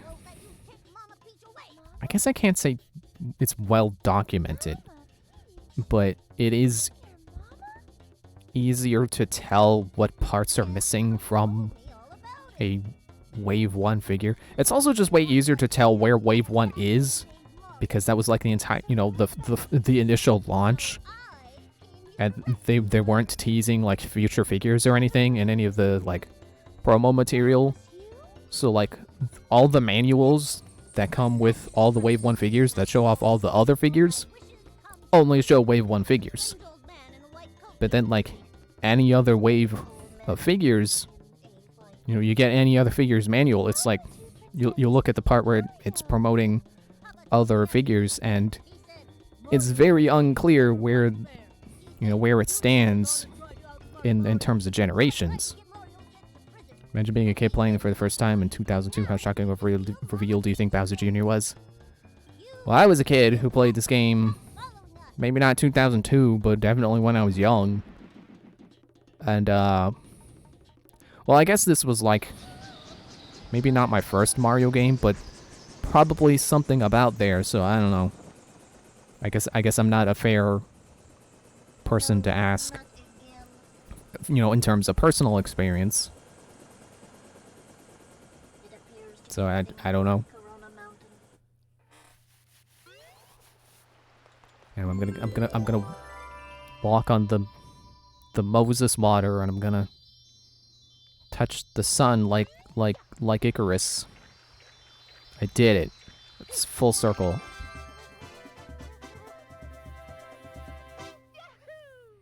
But yeah, without knowing like what wave or what the waves of Zebaz were like, I think the wiki has decent document, you know, it has like at least an outline of like what the waves were like. Actually, no, I think I know another site I could go to. So but yeah, actually I don't know what makes me think this, because somehow I feel like it's easier to tell what parts are supposed to be with the Wave 1 figures as opposed to any other wave. So I don't know. That I'm thinking about it, it's like, wait, that doesn't make sense, because none of the figures show absolutely all of their parts in their like promos. So it really is just a guessing game of like what parts exist versus who do they look like they go with.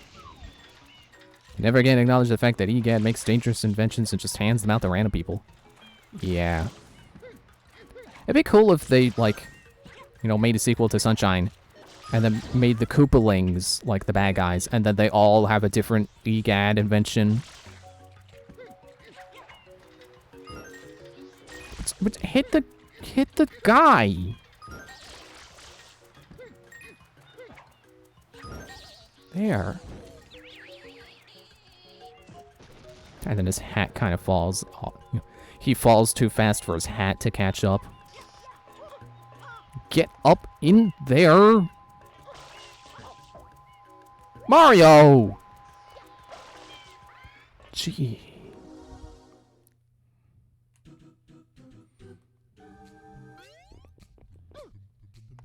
And these platforms that disappear for only a moment. So, like, you can just jump and be safe. Which I'm not doing, because I don't trust myself to get the timing right. And apparently you guys does this frequently if Fliz not again is anything to go by. I hadn't considered that.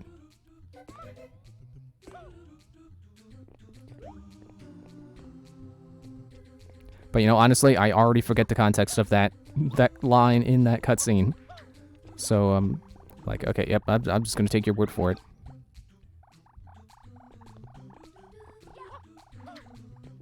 The corner.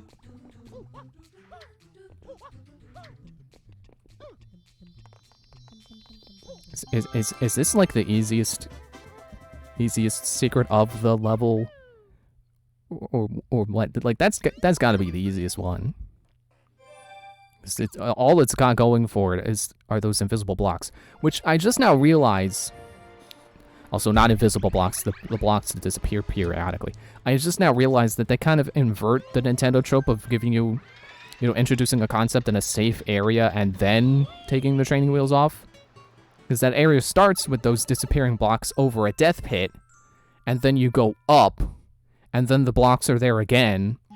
But this time, if you fall, at least on the first turn, you know, the first straightaway, you fall down and you're safe. Like, that's backwards. Why is Flood the only one of Gad's inventions that speaks? That we know of.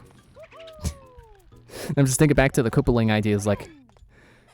Because then you would have the 7 Koopalings, and then what if their inventions talk too? It's like you would have the Koopaling personalities, but then they would also have these talking inventions that might also have their own personalities. It's like, wow, that's ridiculous. But I suppose as long as they don't try to make the inventions have, you know, like, as long as they don't try to give absolutely everyone their own distinct distinct personality. I was going to say distinct identical. That's a contradiction. That's an oxymoron.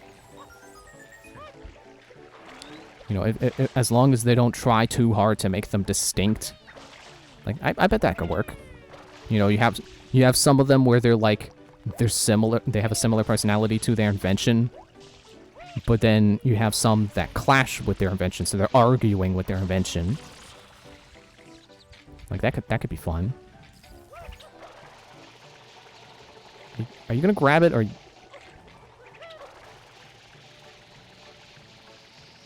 Mario? There. Don't grab that coin. I don't need that prop to slow me down. No, don't grab the coin. I forgot that B is not B in this game. I pressed it thinking it was gonna flip me. Which it would have if I had... You know, if I hit the button that actually corresponds to what B was in the original.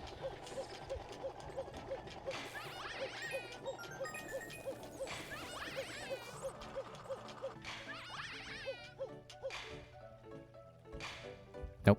There again, I pressed B, thinking it's going to be B, and it's not. Because for some reason, they thought you needed 2 jump buttons.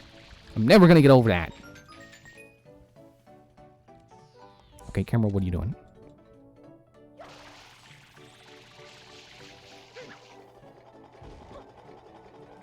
Okay, where's the last one? It's got to be on the pirate ships. Oh, it's got to be on one of them. Right, you can't do the reset of the camera button. Never mind, it's not on the pirate ships. I see it. It's over here.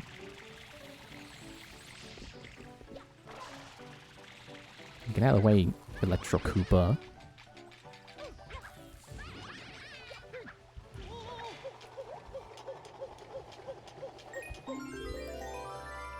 All right.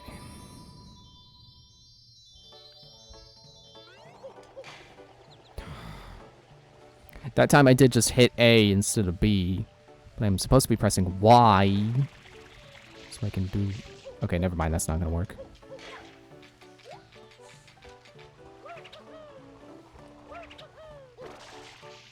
And then it's just up here. I can do this. Wait, dude. That... For some reason makes Mario go real fast. You say pirate ship while holding your tongue. Probably not.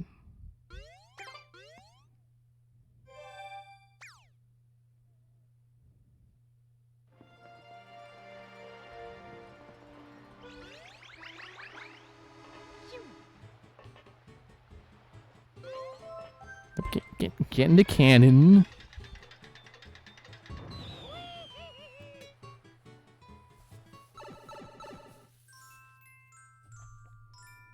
The wilted sunflowers. The ones that just love McDonald's. They just can't get enough of that slogan of theirs. Because they're loving it.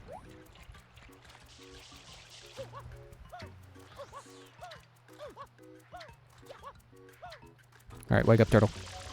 Everybody put a little makeup, turtle. Ow. Well, now I'm the one who needs to hide the scars and fade away the shake-up. Come on. Ow! Stop it! Will these guys break these crates? Probably not. No. And then sunflowers grow in the sand. I'm loving it. They're the McDonald's sunflowers. Hashtag not sponsored. Yeah, come on. Get down with the sickness. And now you're flat, which is not an illness that I'm aware of, but you got down with it. Yeah, I'm loving it too, Sunflower. I'm loving when it goes closer to the wall and you can tell that this game has like a painted art style, like watercolor painting. I guess is the style. I don't know art styles. I draw, but I'm not an artist. That's what I tell people. Cause like I'm not. I didn't take any art classes. I don't know anything about proportions or art styles or line thickness or anything. It's like I'm just drawing lines. Not an artist.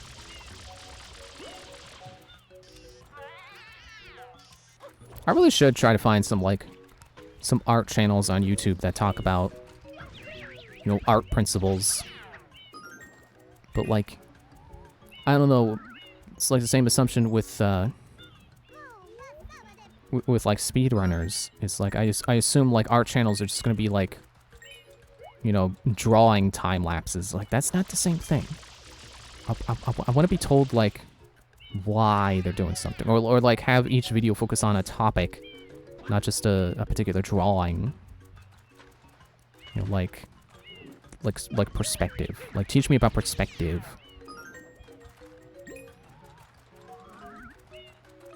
Or like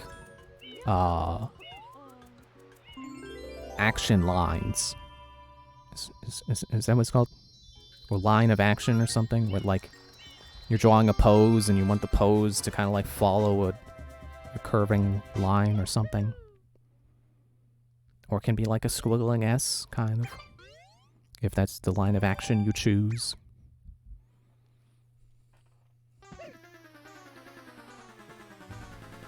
Oh no, it's a Yoshi egg. And it's being held by Shadow Mario. Oh no. We found the real Yoshi eggs. There was indeed supposed to be a Yoshi.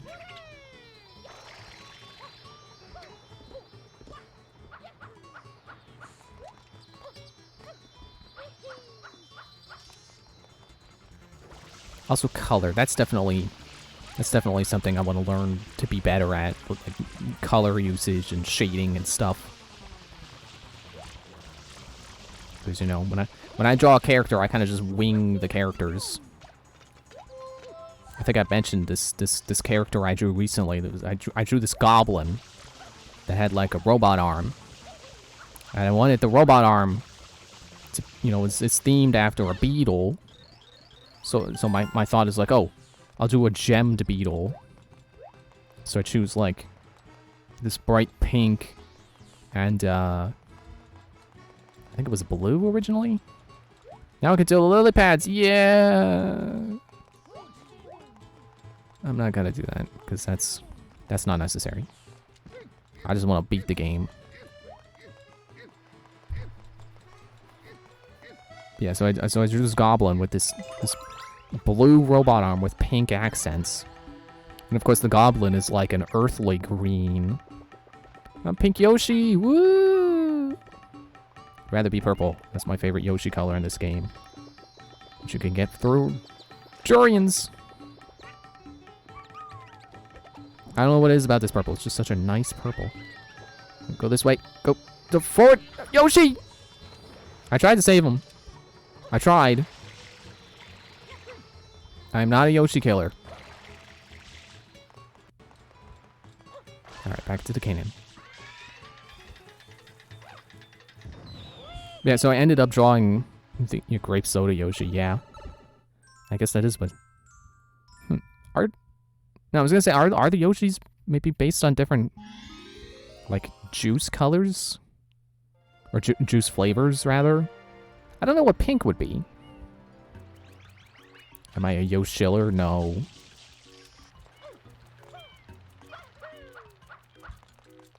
What was I saying? Yeah, so I drew this goblin with this brightly colored robot arm.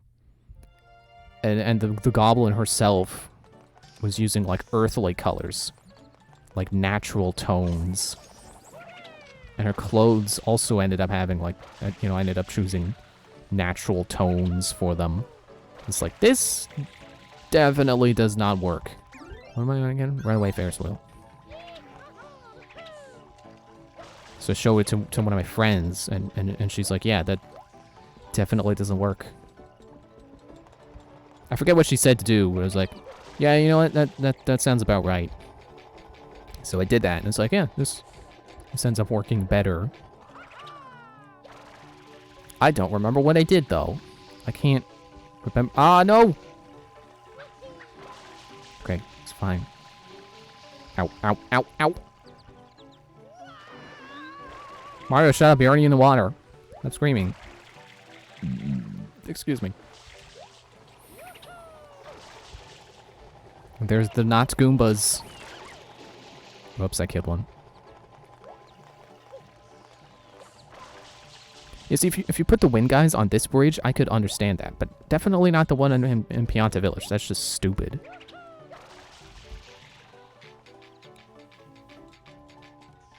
Clean is neater than dirty, and dirty is meaner than clean.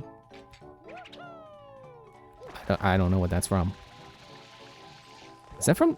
Wait, is that from the commercial for this game? I feel like it had a cheesy song like that.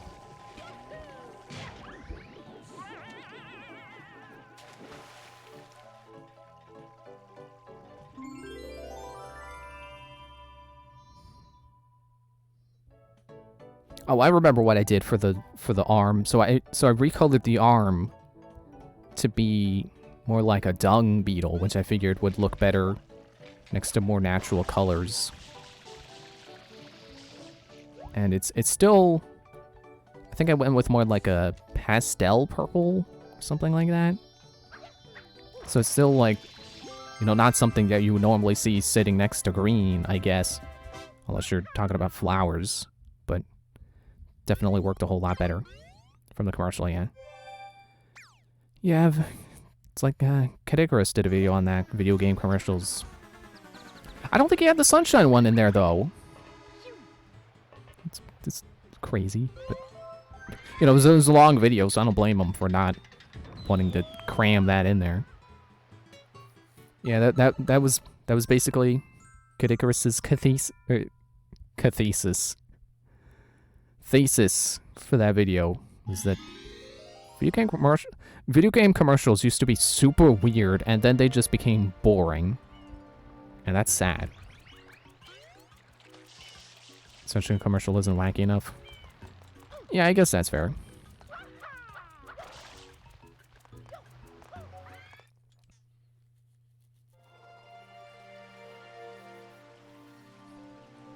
But, you know, I guess video game commercials decided that they were too risky. Like, you know, when you have a weird commercial, you risk weirding people out too much to want them to check out the game.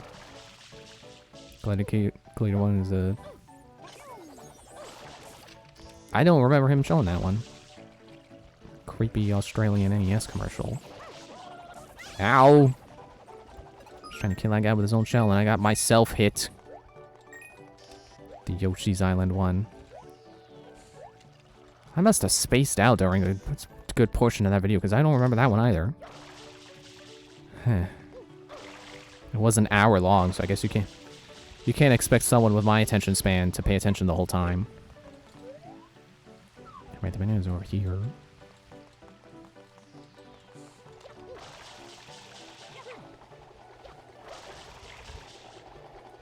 Yeah, I can definitely agree. Like, video game commercials are kind of boring now.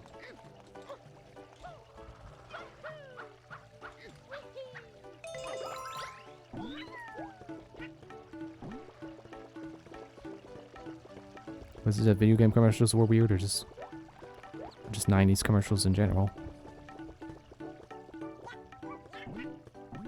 There we go again, pressing B instead of Y, because B is not B anymore. Ow! Well, that happened.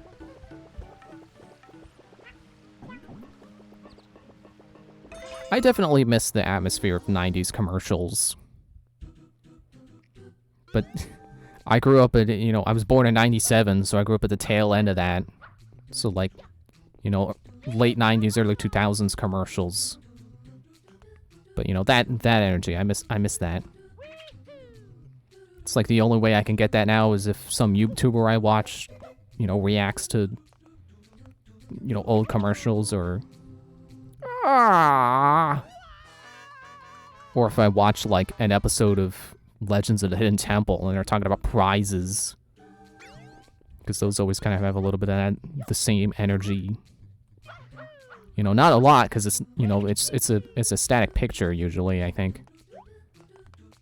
And, you know, the show's announcer, or the prize announcer anyway, you know, talking about the thing instead of, like, the way the commercial would talk about the product itself. Also born in 97? Nice. Both born the same year Star Fox 64 came out. And I remember that because Star Fox 64 released in America on my birthday. The exact day. Which is... aww. Which I think is kind of hilarious because I'm not that big of a Star Fox fan. Like, I swear, like, every Nintendo person is, like, a huge Star Fox fan, and I'm just like... Yeah, it's kind of neat, I guess. It's fun to play for a little bit, but I don't know that I would play it more than once.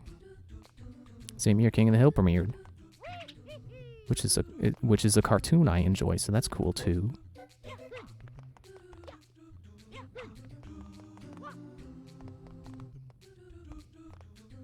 Should I get that life? I don't want to. I didn't have to get the life, so I'm not gonna. Oh, okay. It's the Lost World Jurassic Park released. I still have not seen a Jurassic Park movie. I should do that.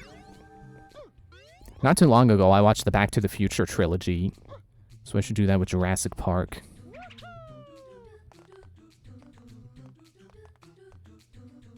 And instead, I've decided that, you know what? I'm gonna watch Cheers, because I've never seen Cheers before. And I watched Frasier, which is apparently a spin-off of Cheers. I watched all, like, 11 seasons of Frasier. So, I'm prepared for 11 seasons of Cheers. I think the come on, there, okay. The intro music is hilarious to me because it starts off, like, so quiet. It's like... I can't remember how it goes now. It's like... It's like... Speak up, I can't hear you. Come on. You're supposed to be singing, not... talking to a sleeping kitten.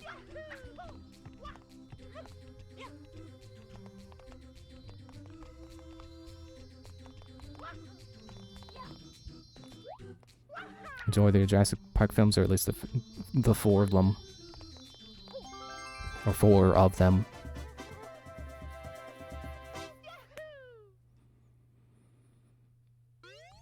Yeah, I don't think I was really that much of a dinosaur kid growing up, so Jurassic Park was never really on my radar. Then again, I'm not even really sure what kind of kid I would say I was. Like, what was my thing as a kid, besides video games?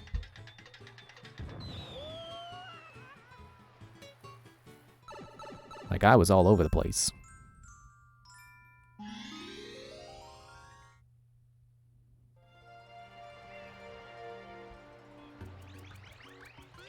Which, you know, I still am. I still have a pretty eclectic taste in everything, basically. Do a little bit of everything.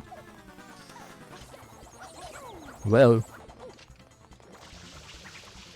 because, you know, it's like I draw, I do 3D models sometimes. I would like to dabble more in, like, music creation. Try to practice that more. I do character design, I write stories, or at least come up with story ideas. And, you know, I stream and I do Let's Plays. I watch movies, I play video games. I don't read books. I'm not really big on reading. I watch a lot of TV, or, you know, I stream a lot of TV, I should say. You know, watching things that used to be on TV but are now on the internet, because that's better. Until it starts to become too much like TV, and then we have to abolish the internet. Start over. Where did he go? I don't even hear the music. Did he go through the water? No, there he is. Dinosaur obsession led me to Pokemon. Pokemon's also something that was like... I liked Pokemon, but I never really played the games. Not until Black and White. Come on. Ah, come on.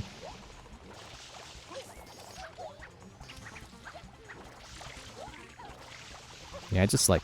I can't pick one thing to just focus on. Which is like my big problem.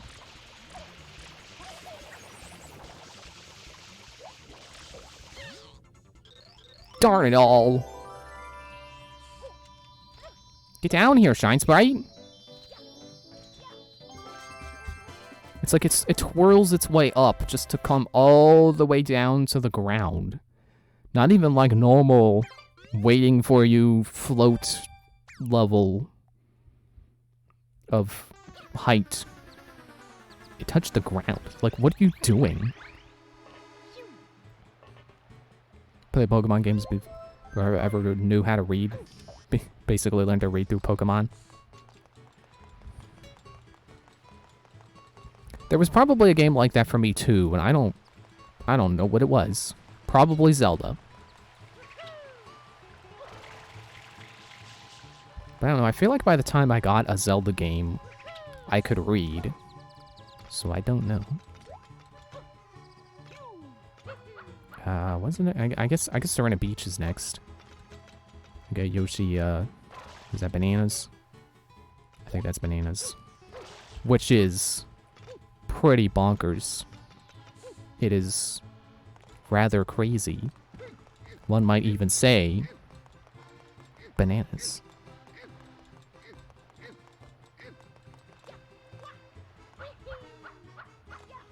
I'll just have to triple jump just to get Mario to stop grunting. It's like, it's not that heavy, Mario. It's just fruit. I mean, okay, I guess it is fruit that's, like, as big as you are, but it's just fruit. You know, size does not equal weight. It's mass. Do fruits really have that much mass? I mean, maybe this pineapple.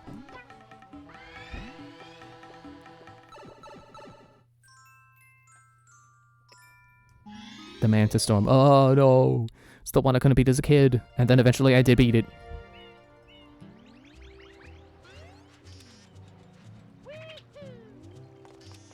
Maybe I should do a little bit of cleaning before the Mantis Storm starts. Make it a little safer for me. Before things get crazy. Bananas even.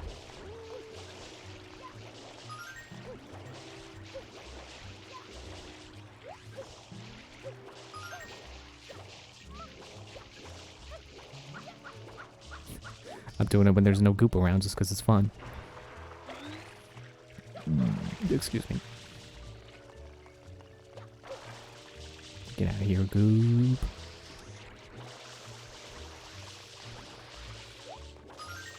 Just remember the Gwyneth Paltrow product line goop. I'm not getting into that. I don't want to touch that with 10-foot pole. Even though I guess I kind of did already. For Zelda was Ocarina of Time. Yeah, mine too. Probably. Because, actually, I think my cousin had it, apparently, on Nintendo 64, but I got the Collector's Edition GameCube. That was like a black GameCube that came with a Zelda game compilation that had Ocarina of Time, Majora's Mask, and the original two. You know, Zelda 1, Zelda 2. And I was never good at either of those. And Majora's Mask's time limit scared me. So I basically only just played Ocarina of Time. 10 or 11 when you got your first copy of Dodongo's Cavern, leading to discover Let's Plays. Yeah, I didn't discover Let's Plays until probably a good deal of time into, into them actually existing. 'Cause, I think the first Let's Play channel I watched was Daz. I forget what his Let's Play channel was called, but his original channel was Daz Reviews. I think his gameplay channel was just Daz Plays. And he started doing, like, Pikmin and Super Paper Mario and stuff. And then that led me to Chugga Conroy, which led me to a lot of other people. Like the Runaway Guys. And pretty much everyone else that was on the Runaway Guys ever.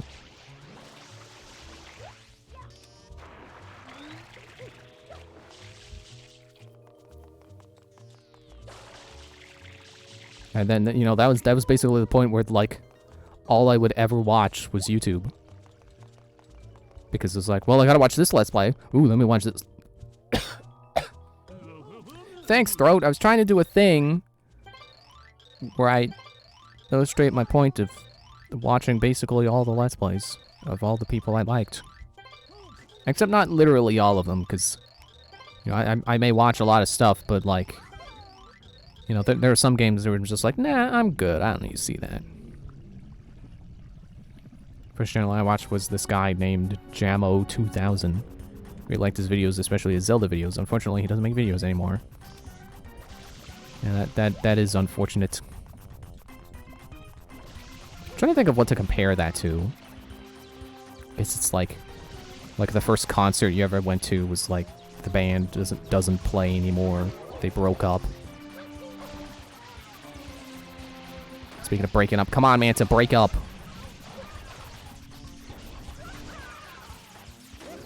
Ow! Did he tail whip me?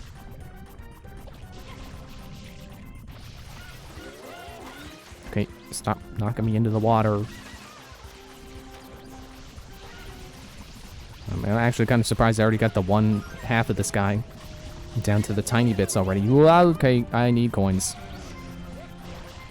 Mario needs health badly. Dude!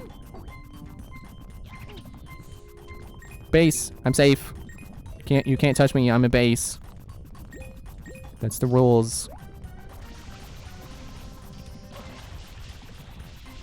Okay, let me get over here. Shoot that guy who's doing a funny thing on the wall. You stop that. You stop being funny on the wall.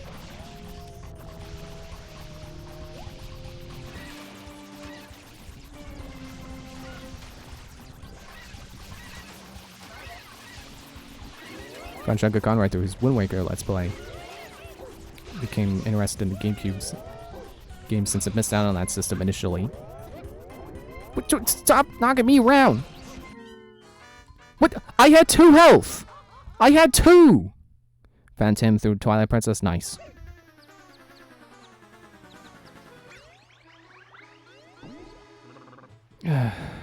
Whatever. I'll just get back in and do it again. I'm not gonna bother cleaning again, because that was stupid anyway.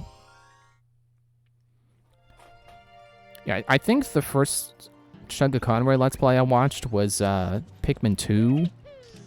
Was either Pikmin 2 or Sunshine? I guess I don't remember.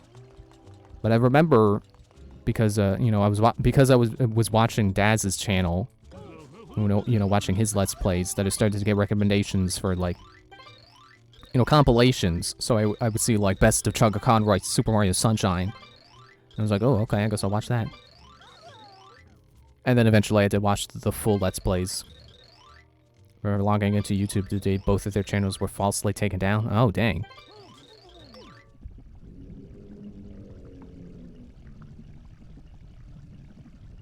Guess that was back when Nintendo was very unhappy with people doing Let's Plays.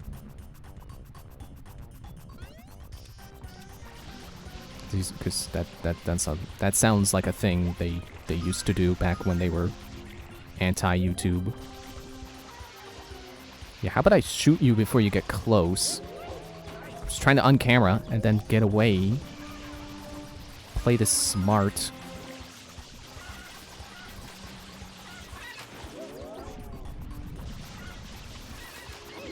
Or I could also... Wasn't Nintendo. Oh, okay. Still, that sounds like something Nintendo would have done.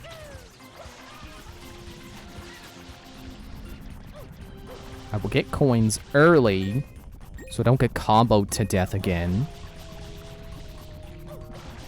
So I can't believe that. I swear I had 2 health, and then I took 1 damage and was like, okay, you're dead. That's not how it works, Nintendo. Or game, rather. It's more of YouTube mismanagement. Well, I suppose I'm no stranger to hearing YouTube being mismanaged as well. And them making silly decisions, you know, killing off annotations for no reason. It's like, thankfully the data is still there. So videos that had annotations, you can have them restored with a plugin. Let me go heal again. I let go of the trigger. I don't know why you were still hovering. I could go for a sandwich right now. Yup. Okay, well, let me go get that coin that just appeared.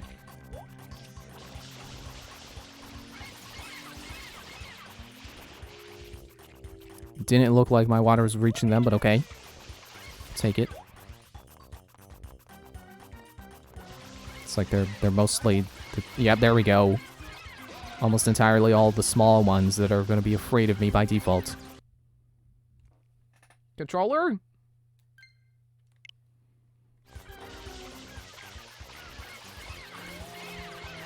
Apparently my Joy-Cons have a pretty consistent problem with staying connected. It's a good thing I almost exclusively play in handheld mode.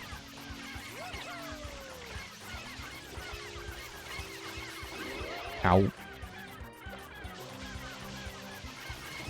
Stop it.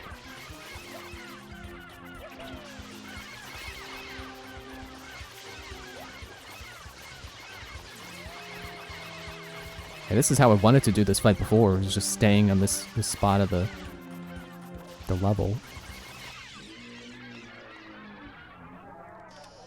Which I'm wondering if they're gonna move me when the hotel appears. I'm assuming yes, because Nintendo doesn't like you to do silly things like stand where the thing will appear to be on top of the thing when it appears. Except for Zelda games. Because if you are standing where a chest appears in Ocarina of Time or Majora's Mask, it will push you to the top. But they didn't feel like being that fun in Sunshine.